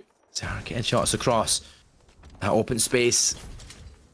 But they've got the bridge. They've got a position to be in. They don't want to be forcing their hand too quickly. But with the shots being released across, other teams may well get involved, and Team 8 is one of those ones who's right behind Team 2. That's Zenzo. He's got high ground above. That's exactly where they are situated as well. I think in that position of the placement here keeps yourself protected, top and in front. If you could zoom out a little bit, Mark, just so I can see the south side of the mini-map. And it does look like we have got Team 7 who are going to have to be careful because they're pushing up, trying to find the solo of Team 17, who is now backed on away, but they've got Team 9. There's Team 17. They've got Team 9 directly behind them, coming up behind. So they've got to be careful. You can see them via the little highlights that we have got here on the observer mode. Team 9 sneaking up behind 7. Are we going to be able to catch them out is the question. That's the chance, and that's what they're looking to try and do. Team 9 going to be a difficult situation to try and get past Team 7. Hoping that Otter gets you across through the wall and he joins his teammate, and he does do so. But Team 7's still in your way, and Team 17 are also just on the other side of that wall. Remember, chat as well, premium giveaway is on, so If you could ban a legend forever, delete it from the game entirely, who would it be and why? Get it in there, because legend bans are up and active. And like we said, Caustic and Octane are out of this lobby. And you can see the difference that nobody is WQing without Octane in hand. 15 squads remain though left in this one, and there's still plenty of places to be hiding. Team 15, no, as we said, there's 15 left. 15 goes down. And Team 7 now have got to be careful. They've got this height, but Team 3 has now pushed up upon them, though has decided to potentially back away with Skelly still on the floor. They are playing this out as a duo. And it's going to be Palm Beach Peter, who has got the scout and is going to be able to turn around here, potentially get some shots down. Instead, they are going to back on away. You can see the lovely little movement that's coming out from the duo. But for now, they are going to be safe. Team 7, though, they have got to be careful because zone is now starting to close. As Team 2 and Team 8 are in a big engagement inside of the zone. Team 2 have been here for a long time, and they are holding this beautifully. Just Zenzo Apex, who obviously were up on the height of this area and have opted instead to drop down to try and get aggressive, and it has not worked out. So Zenzo is going to hit the ultimate. He's going to go straight back up to the altar portal and is hopefully going to be able to pull the teammates back up. We'll have to wait and see whether it does happen. It does indeed. The teammates are back in. We go back over to team number 1. We've now got team 9 and 7 sandwiching them outside of the zone. Yeah, this is getting interesting here. Zenzo looks like he will be finished off there and does do a teammate goes and gets eliminated there. They followed him up, and all of a sudden now over that side of the map as well, there are going to be more fights going on with Team 2 and Team 5. They've got pretty much into that fight where that last one ended. Team 9 gets eliminated in the meantime, and you're seeing Team 7, Team 11, Team 1 all here in between literally 2 rocks trying to fight this out. Newcastle there, and you've got Mango coming in. Destinator is going to be taken down, and now compared to Koala's going to at least get that reset hopefully with the Newcastle. But have his back turned to the opposition and took damage for it, and Imperial Rose is going to go down. Looks like the team will be eliminated, and Team 1 take full control of that fight. Now, don't have anybody nearby to worry about now. The only other fight you've got going on here though is Team 2 and Team 3 and Team 14. Team 2 fighting now for height of that building. Well, Team 2 have been here this whole time. They've already defended one push, and they do not want to let anybody take this building from them. Team 14 are just beneath them, with Team 5 on the height, as Team 11 do look to be getting aggressed upon by Team 13. And it's these little 2-3-story buildings that are currently where we are seeing the action, whether that be Team 2 or Team 11. And it's the teams that are inside holding it that are doing such a good job right now. There's a race. It goes absolutely crazy and decides to swing on up. One player left remaining on this team. A res does sound like it's happening, but at this moment in time, where is this res is the question. They can't seem to find this remaining player. They do, however, have a crypto, and the scans are going to come on out. The Gibraltar is doing what they can, and down they fall. Devious back down on his knees, and the EMP defensively placed now means that Team 11 are going to be able to get the res and the team wipe on to Team 13. Yep, that's a good finish off there. And once again, you've got Team 5 ascending on towards Team 2 inside that building that they defended so well. Can they keep it under their control? Team 16 in the meantime do get eliminated as well. We're down to 7 squads remaining, and it's all, there's only really one building in play now, and that's the one we're watching. Inside here, the massive shots. 95. The knock is done. Crayons is down. Cheese Supper gets another onto the 12th back of Dr. Pepper, and all of a sudden, you've got 2 teams below them. Team 2 are surviving with this high ground, with the control of the building. Catalyst doing its job. The Gibby keeping things interesting, and Horizon also there where they all are, making sure if they need to, they can escape if need be. When the order goes down, Cheese Supper goes down, Belbert has to get out. And now the Gibby, he's going to try and win this fight. He can't. Team 1 do get eliminated. Team 14, Team 2 and Team 5 fall quickly afterwards. And we're down to 4 squads already. That was insane. Team 2 were doing such a good job, but unfortunately, 5 nades into that middle floor. Absolutely destroyed them as a team. Unfortunate for them. We are going to be having a solo left remaining of team number 4, as team 3 have got a good position underneath the zone, with TCV, Skelly, Palm Beach, and IM back as a full trio. Obviously, they were down to a duo just a moment ago, and they have now found that solo. Team 4, 1 player left remaining of them is going to be Genesee. We've seen Genesee do some pretty crazy stuff in the past, but whether they're able to close this one out when there are 3 stacks remaining, it is not going to be the case. Team 14 managed to pick up those kills, and we're now down to Team 11, Team 3, and Team 14. 3 squads of 3 remain here. 9 players, 3 squads, all for that top spot, fighting out here. Honey District.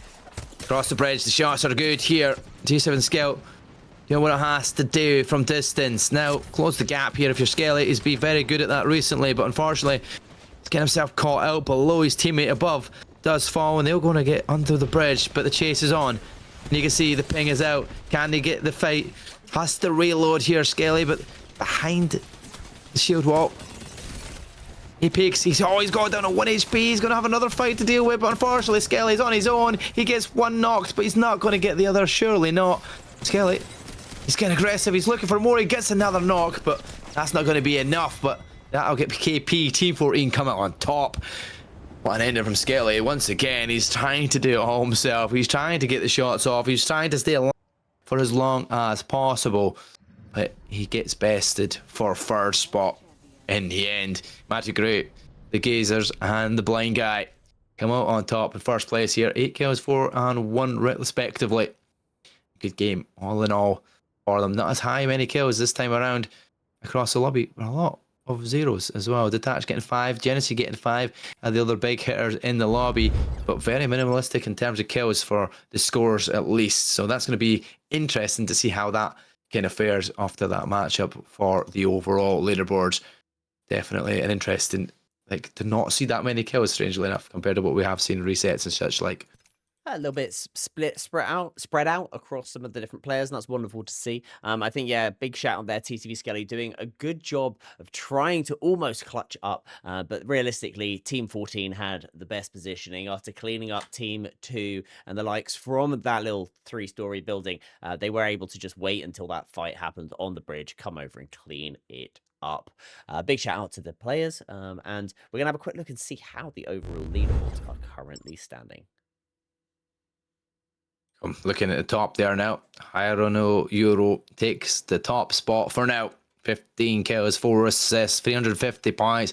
Only Pippin Zenzo by 20 points. That'll be due to placement position, as you can see, because Zenzo clearly has the most amount of kills here so far. 27 and 3 assists. That's a total of 30 combined for that scoreline of 330, along with their placement points. Lotus Ness is still staying in that top 3 spot, but Ibby not far behind, followed by Eris 2 up, Cheese Super, Illiterate Madness, Matthew Gray, Hanyu, and Sai Hero finishing out the top 10 so far. Great top 10 there. Some really wonderful players, and it's lovely as well seeing some new players in the top of the leaderboards as well. Hyro no Yuri, I don't believe that we've seen your name up there before, so it's great to see a brand new name. Ibby as well, also we've seen them before, but not necessarily this high in the leaderboards, so it's good to see. Currently I'm at 350 down to sort of 240 in 9th position. It's a much closer lobby than we've seen in previous weeks, where maybe 1 player or 2 players have run away with it. So great to see that variety in the lobby and in the names. I'm also going to have a quick look, because I love stats and different things, and we're going to have a quick look and see what the current character statistics. Yes. So Alter is currently our runaway leader with 15.3%. And for those of you wondering and maybe annoyed that Alter is getting so much play, you'll be glad to hear she is going to be one of those legends getting banned in the next game, alongside, drumroll please, our 4th position Octane. Can't believe this. So we're going to have a distinct lack of mobility and of getting out. So you can't W key and just ape people, and then you can't also just hit an altar portal to get away. So this is certainly interesting for the solo queue league. I'm imagining we're going to start seeing a few more picks of the likes of Wraith potentially coming into play, and maybe, you never know, we might even see a Pathfinder. Maybe even so. And we've got a full 20-team lobby, which means even better for play style, for more points, for more kills potentially in this lobby. Indeed, only team 9 down to just only 2 players, unless they get a fill in just before we kick off, because there is still unassigned players. So fingers crossed that one is a full lobby with full teams for what is this going to be the last match on stream tonight, Ben? I don't know, you're the boss. I mean, I think this might be our last game on stream tonight. We'll have to see how it goes. But if you would like to win the premium giveaway winner, obviously there is a poll happening in the Shareplay feed right now. But I also want to know what legend would you like removed from Apex Legends, banned from the game forever? I've already seen a few suggestions, the likes of Caustic, because Stinky Gas Man Poo Poo. Gotta get that stinky boy out there. I can see that Royal Panda has said Watson, because her ult gets rid of your teammates, util and nades, which is hyper frustrating. I don't know about you, just throwing your nades out and then your own teammates Watson pylon, just deleting them from the game. Yep. Great suggestions coming in so far. Let us know in the Shareplay chat what legends you would have eliminated. But we are going to be going into our next game, which does seem to be over on World's Edge for the next one. I'm going to hit you with our final intermission of the evening, once again sponsored by Shareplay. And this one's going to be all about the co-streaming once again. For those of you that are unaware, Shareplay now has co-streaming that is live that you can go try. This is how you do it. First, navigate to the top right of the page and click the co-streaming icon. Then select Start Co-Stream. This will open the co-stream modal where you can search for friends using their play tag. You can invite up to 4 users to join your co-stream. Next, customize your stream by selecting colors, or simply use the preset options. Once you've sent your invites, click Start Co-Stream. As your friends accept, you'll see them join you live. You can swap participants at any time to make them the primary focus on screen. And no matter where viewers are watching from, chat stays unified and synchronized across all communities. Streaming just got more collaborative and a whole lot better on Shareplay. Start co-streaming today. And if you run into any issues, reach out to customer support.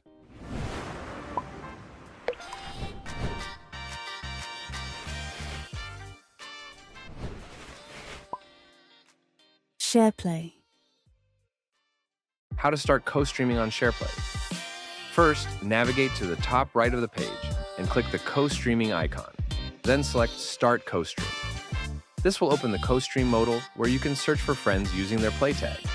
You can invite up to 4 users to join your co-stream. Next, customize your stream by selecting colors, or simply use the preset options. Once you've sent your invites, click Start Co-Stream. As your friends accept, you'll see them join you live. You can swap participants at any time to make them the primary focus on screen. And no matter where viewers are watching from, chat stays unified and synchronized across all communities. Streaming just got more collaborative and a whole lot better on Shareplay. Start co-streaming today. And if you run into any issues, reach out to customer support.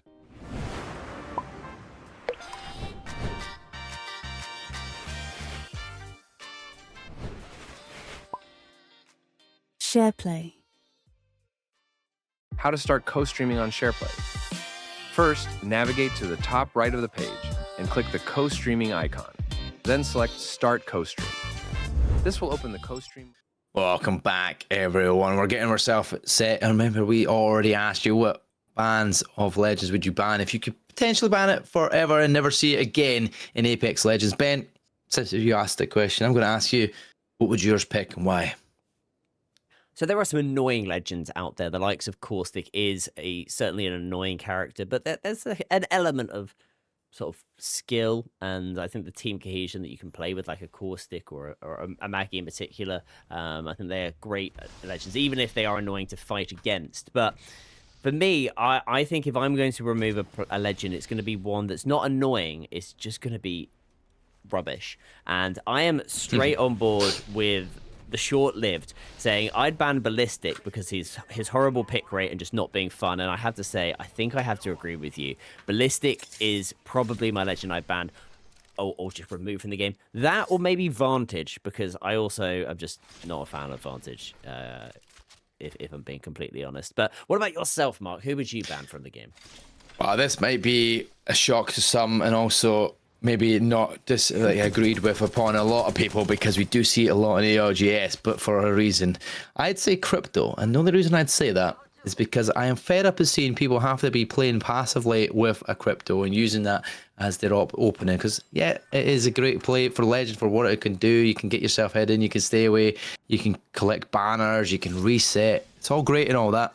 But I feel like it stops certain individual players who are very good and high-level players having to play a very passive character. And that's what I think would change things up dramatically if Crypto wasn't in the LGS game. Well, at least in competitive, at least anyway. Interesting. I personally am a fan. I'm not a fan of there being a lot of Crypto. I don't like a Crypto meta, but I personally like a Crypto being played on a few different teams, particularly in an ALGS capacity, just because of the sort of ability that they have to be able to get aggressive on teams, and also play it passively. I personally am. I'm disagreeing with you. I just know that How does not like having to have it because and he'd rather not. And I would rather play something different than have to force to play a Crypto when it's need be. But now he doesn't have effect to go just send it the way. It might change things up a little bit, but I don't know. We'll wait and see. But we're into the lobby. We're into the new map, which could be potentially our last one of the evening. But everybody in chat, make sure you get signed up to Shareplay. Get yourself a play tag, because everything you do earns XP. You tag people, you respond, it all counts. Not even in chat, and just talk to everyone here. Get yourself involved, because you get rewards for being active in the chat, and it all builds to what's going to be called a play ball. We'll give you more information on what that play ball means in the future for sure, because there's going to be plenty of watches and plenty of opportunities to earn XP, but you have to get your play tag secured and start chatting away in chat, because we're in the action. We've already seen a team go down. There's a second team just about to go down, and it's all down to Decaf, who's got 3 kills to his name. Team 7 wiping a full squad. And they've instantly been pushed up upon by team number 4. We're going to swing around this corner on the height, trying to put some nades down. Thankfully didn't see that player who was losing a death box. Unfortunately, the nades are also not quite connecting, as they have now been pushed up upon, and Meso has got to hit that Q because a Valkyrie has taken the height away. We're going to drop down onto the low ground, and it is going to be Team 7 on this height. Swings around that corner with the R99 and gets the knock onto the player. Down goes Nezro. Decaf. I mean, just that swaying side to side, just keeping out of the opportunities to take damage themselves, but doing the damage that they need. Team 7 are showing their strength here at this point in time, and still have players around them to fight with here for Team 4. Just the 2 remaining members, which is Mezzo and Zimtendo. But Zimtendo, he doesn't seem like he's got a Zim, because he's about to be dead to Endo at this point in time if he doesn't get away from that fight with Team 7. And it does look like here Team 4 trying to do what they can. The portal's coming out, but unfortunately it is not enough. Team 4 eliminated. We're going to have a quick look at the feed, see what the next fight is. Looks like it's probably going to be team number 8, and it's just down to Bashil, who's dropped a Gibby ultimate, just trying to survive for now. But unfortunately, team 5 seem actually not to have been pushing up. I mean, Dr. U is looking for it, is getting the finish onto the Valkyrie at the very least. I mean, trying to get the finish. It's there we go. Let's use the RPG. Finish that one off. And they are going to be able to get the finishes down, but we are going to have Team 8, Bashil, getting away, and we'll be able to get the reset inside of Survey Camp. I'm going to pull up the map whilst I jump down to Team 9, because Team 9... Actually, we won't put up the map yet, because we're going to look at Team 9 up against Team number 6. They're trying to make their way out of Thermal Station. The Team 6 are here, and it is a Pathfinder. Blaze Temper heard my request, and we do have a Pathfinder in the lobby. Yeah. Blaze, how can he use it in this battle or in this fight, in this map? here indeed, but that's the Maggie ball sent its way forward. The Gibby bubble is done. But you know what? You know, you keep yourself safe though. Nothing's going to hit you in there unless you decide to send it, which most likely you ain't going to get inside that Gibby bubble. Unless there's only one player and there's 3 of you sending it. A full squad versus full squad in Gibby. I'm going to take the Gibby side for the most part. And there's going to be a big massive fight up here because Team 9 are above as well. This could be an interesting fight indeed. It's Team 9 with the high ground. Team 6 trying to get in different directions and trying to get them pinched in the centre. Unfortunately, that doesn't seem to be working out here for Team 6. And it does go down now first. It's going to be milk on pizza. Never sure that was a combination indeed, but definitely not going to be trying that one for sure. I prefer me some garlic mayo if I'm being completely honest. 100%. 100%. But yeah, Team 9 have managed to get themselves back up though to a 3 stack. They are now going to be looking to try and push up onto this solo, which is over swung, and they are going to get the knock onto it. D-Cross is going to get eliminated. As we are seeing a potential res being able to be taken place, and a res actually is coming out. Blaze Temper is managing to do it, and unfortunately, for me at least, I'm having, I don't know if this is me having some issues, or the players having some issues. I think it might be me. It's not looking too great right now for my... It's about to blow up. It's about to go off. That's that work PC. Decided we need a new one. Let's get it sorted. Tell it work. Give you a new one. I'll let the work know. As they are going to continue holding this one out. No other fights currently happening. It does look like, however, D-Cross is going to go down. Revives are constantly being traded right now inside of the zone of Team 9, and they now have been pushed up upon. 1 player left remaining. It's just going to be Killers, and Killers does get eliminated by Blaze. And Blaze actually might well have killed themselves. Gonna fall. Oh. Blaze. What? Gets it off. Thank God they get it off. All right, we're going to go straight up north to the monument area as we have got teams flying in. We've seen Team 8 just fly overhead. Team 16 are nearby. And we also have Team 2 who are also coming in, and they are queuing the top of the streamer building. Because the fight's being delayed, we'll go over to Team 11, who are now going to be fighting up against Team 6, who we just saw a moment ago. Iom is getting aggressive onto this, and they have got the knock onto Milk on Pizza. So 1 player left remaining, as Team 14 are also swinging on through from the zone. It's just going to be Izzy.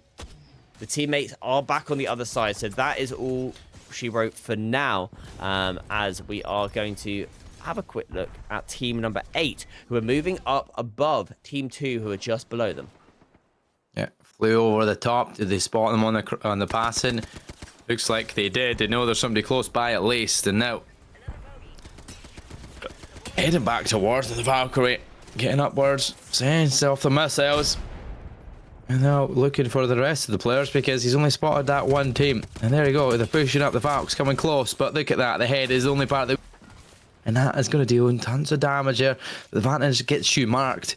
The Rusticlat's backs down a little bit. Going to be... Oh, there's on out fight here between Team 8 and Team 2. Because they have to make it through this mountainside. And Team 8 won't give them up. And Team 2, I've only got 2 players. But make that one as Jadam. And he's all down to 1 HP. Now down to none. Team 8 eliminate them. Team 2 go out. And Team 17 have wrapped around the other side of the mountain.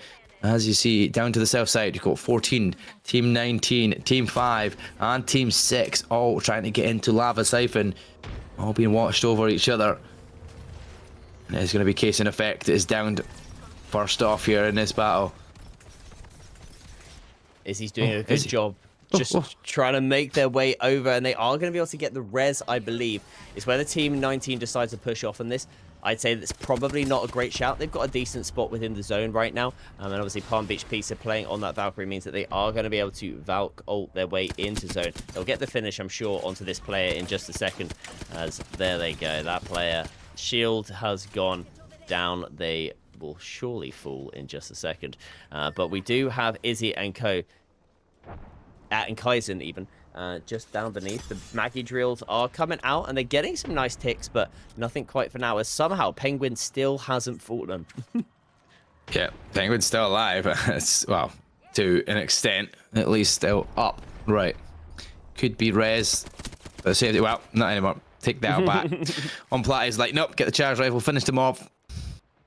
Make them have to find that reset. As Team 11 are flying on in. They've Alcop in top, and they're right here, ready to take the fight to this high ground.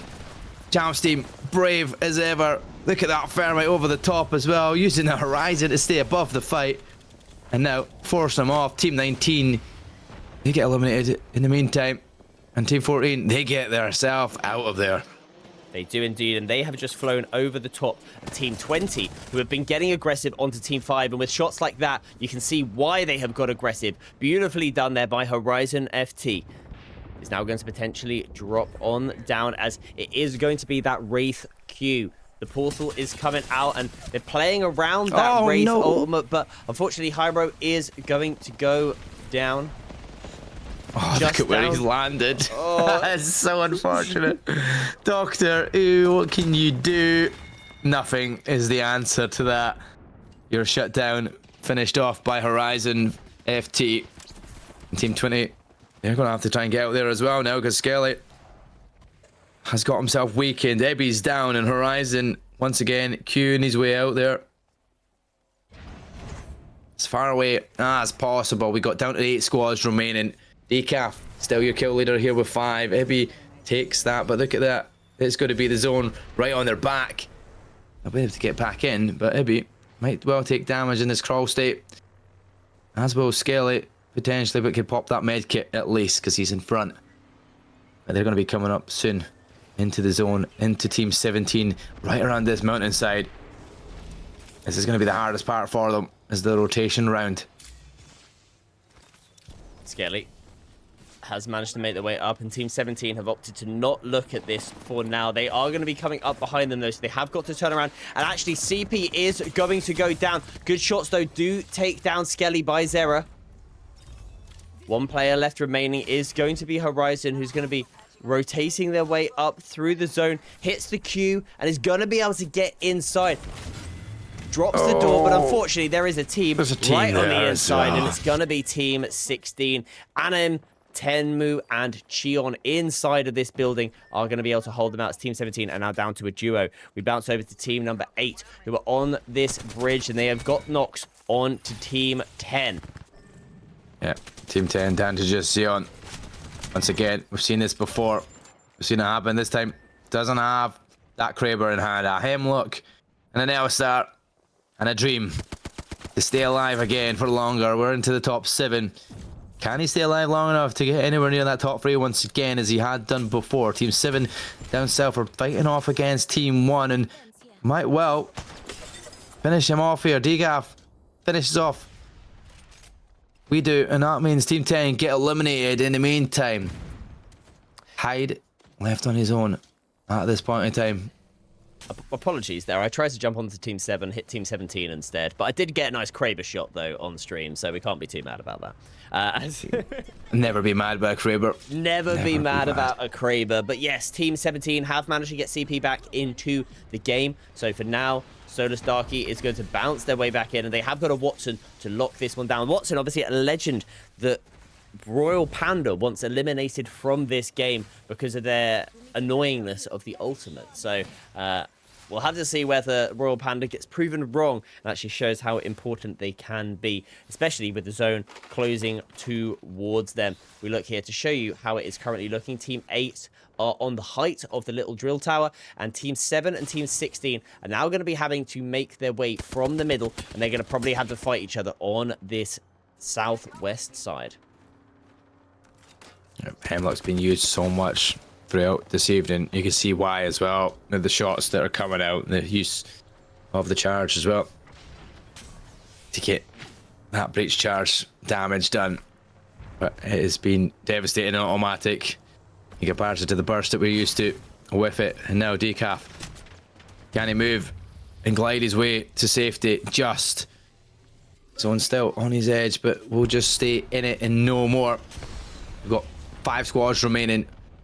Teammate still Kushti at the top of that. Team 11 not far away as well, looking with a lot of height. Is that an auto? Yep, there. That's the horizon. Looking to send players up. There's a Valk looking for the Kraber shot. Can we get it? Come on, he does! Jamstein, of course he does it. Jamstein finishes off decaf as well. A fantastic Kraber shot. One for the books. It most certainly is. Jamstein on this height. There is one player left remaining of that team on the bottom. Team 7. They're doing what they can. They're trying to put some smokes down. Hits the 120. Oh, yes. Not quite getting the full knock, but they do get eliminated by the help of another team and some lava. So Team 11 now on this height with the Kraber, they are going to have to rotate in. And they're going to be looking at Team 16 inside of this building. The Team 16 do have a Wraith Portal in play, however, which is going to be able to bounce them back and forward. Back up towards, and you can see that they are now rotating their way up and over. The Kraber still in play and is going to hit another 150. Jamstein is on a tear right now of 150 shots, and with unlimited ammo, he can just keep on peppering. However, teammate has gone down, so he's going to have to bounce their way back in, and to get the revive as Fuse is knuckle clustering that door. Yeah, everything's getting sent through that doorways if they possibly can. Jamstein's going to keep taking shots like that. He'll knock down Rusty. Claps. Another one of these 150 Kraber shots. Another one in the doorway. The flick drag scope doesn't work out there this time. But he's been doing so much devastating damage. His damage numbers must be sky high. Well, the amount of kills for him, he's only got 3, but he'll have so much damage. And now, sending it. He's like, right, I'm going for the no scope. Oh, they've sent it out here with a Wraith. Chance to take a shot again, misses it. And they have closed the gap inside the zone. Ring fully closing into round number 6. Just commenced here now. And 4 squads remaining. They've actually managed to push this team out. The team decided to rotate away with the Wraith Portal, and it has actually left them in a terrible position because it now means that Team 16 are just a solo. So Team 11 have actually got all of this space on the south-hand side of the zone. Meanwhile, we have Team 16 playing as just a solo. Not quite hitting there, Jamstein, as well as Team 8 and Team 17. Team 8 currently on the low ground. That is the solo that they're looking at of Team 16. Jamstein is just trying to get the pick onto that player, but they don't want to overcommit. There's no need for them to overcommit from this position. Jamstein has got the Kraber with unlimited ammo and can just keep on third-partying this fight from afar, trying to cause some opening damage, to cause some havoc, and they're just not quite hitting on this mag. You know what? Let's reload, give them another mag, and try on again. We'll have a quick look and see how Team 8 are doing as they're pushing on over. Rusty Claps goes inside, and there is a lifeline ultimate, which they are going to be able to use on the outside to heal themselves up quickly. Swings in with the alternator, gets the knock on to the Valkyrie as the lifeline gets taken very low, and it's now a 1v2. The Watson, the last player remaining. Bashil, unfortunately not quite hitting with that Peacekeeper, and is going to opt to instead go for the revive. That is a good play. Gets the Rusty Claps back onto the feet. Unfortunately, gets swung. Bashil down. And now we're going to be hiding behind that Watson fence. This is a crazy fight. Tong Sama, though, the Valkyrie, they're going to stay alive here, trying to look for behind the shields to get the knock as well. Jamstein goes down. Iam goes down. They look for the res. They're getting bounced about inside there. And thankfully, the zone is closing in. Now, somebody's got to make their way out. Somebody is going to have to get safe. And he's looking for the res, and all of a sudden swung on side. Shut down. He gets one knocked. It's all Team 16. What can he do? What can Daly do in a 1? They're all inside. Might actually win this. It's the solo of Cheon on the Fuse with the car in hand. Is going to be able to do it, but it really well played actually from the Valkyrie, and is now going to be putting the Fuse ultimate. Obviously, slight changes come in to that ultimate this season, and it's not quite as effective as it may once have been. Cheon had the opportunity to close it out. It's a 1v1, 5 HP in a dream, but it's Team 11. The Valkyrie has done so well to be able to survive from that, avoiding the shots from Cheon. on the bottom, and that is going to be Ion Dali with 8 kills, going to be going away as your kill leader in the lobby as well. A wonderful showing from them, and Jamstein and Godsoda will be very happy that their teammate was able to close that one out. Almost done it. It would have been 1 kill for Xion, and all the kill that mattered was the one on that Valkyrie that he just missed out on to get that top spot. And what an ending that would have been. He just played it for a bit and it was working out. The zone was closing in, everybody was getting damaged, weakened inside that building, and he just had to capitalise his opportunity, not ending out for that W, but second spot, nonetheless, a good position to be in. I think at this point in time, Ben, it's good to pop up them scores here, because there's been a lot of changes up at the top there throughout this evening. And Zenzo, though, he's still propped up at the top. 370 points to his name, 32 kills in the lobby, doubled up anywhere near Hyro no Yuri. Is still almost double the amount of height. Well, it is exactly bang on double. What can I say? Double the kills more from Zenzo. Lotus Nesu, 16 as well, matching with Hyro. And a 320 scoreline for the top 3 spot. Tong Sama, though, after that one, gets himself into 4th. Maybe is in 5th. Baisho 2-turn as well, pushing himself up into that 6th spot. Cheeseupper still staying within that top 10. Rusty Claps has pushed himself into that 10th spot here as well. From our, what will be our last game of the evening on stream. Not sure how many more games we got left, but I mean, this ban and pick thing, we're getting to see different things with the Octane alters and stuff changing out. It's been Octane, it's been the favoured ban so far out of the 2 games that we've played, Ben. But rightfully so, though. Rightfully so. Absolutely. And with those bans, actually, Octane has now dropped down because Octane hasn't been banned. It now means that, or has been banned. It means that he has now dropped down to 7th position, was 4th just a moment ago. Mark, we will. What are you thinking? Are you thinking one more game, or are we done for the evening? I don't know. Are they going more? Is there more going? I mean, depends. You could do what you wish with. It looks like the game is just starting. I think what we're gonna do is we are gonna call that a night. But we will be back tomorrow with another set of games. Don't you worry. We'll be here same time tomorrow, starting at 10 p.m. British time, 5 p.m. EST, and 2 p.m. PST. Yes, that is right. My maths is sometimes okay. Takes a minute, but it gets there. I never remember which one's which. I'm always confused. I'm like, EST, which is that 5 hours difference. So what does that make it? Google. That's all we need to worry about. But yeah, ladies and gentlemen, the solo queue will continue on. If you haven't already as well, play tag, sign up here on Shareplay. Make sure you chat, get the XP, make it towards something, because we also say that you can earn money from the solo queue league. You can also get opportunities to enter a tournament through the Shareplay tournament side of things as well. And you know what?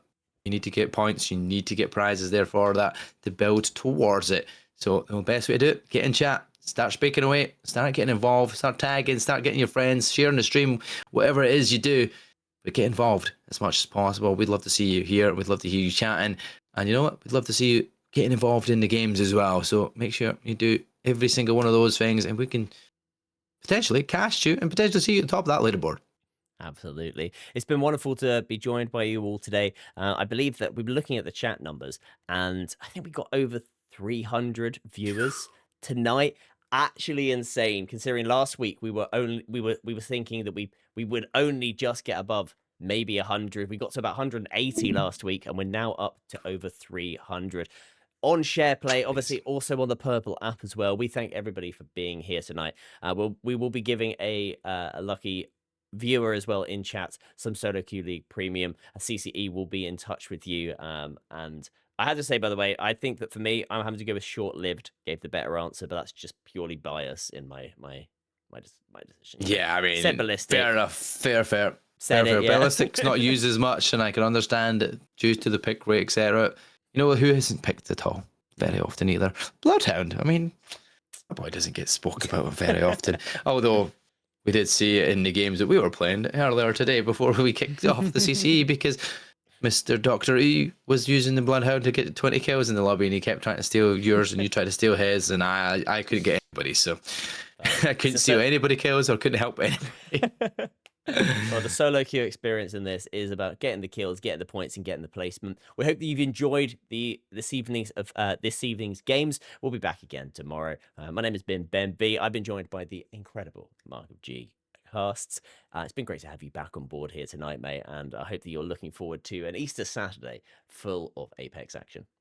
Yep, all the Easter eggs indeed. Can't wait. Amazing. We will see you tomorrow. Thank you to all our wonderful sponsors. We've been the Shareplay Solo Queue League. We'll see you tomorrow.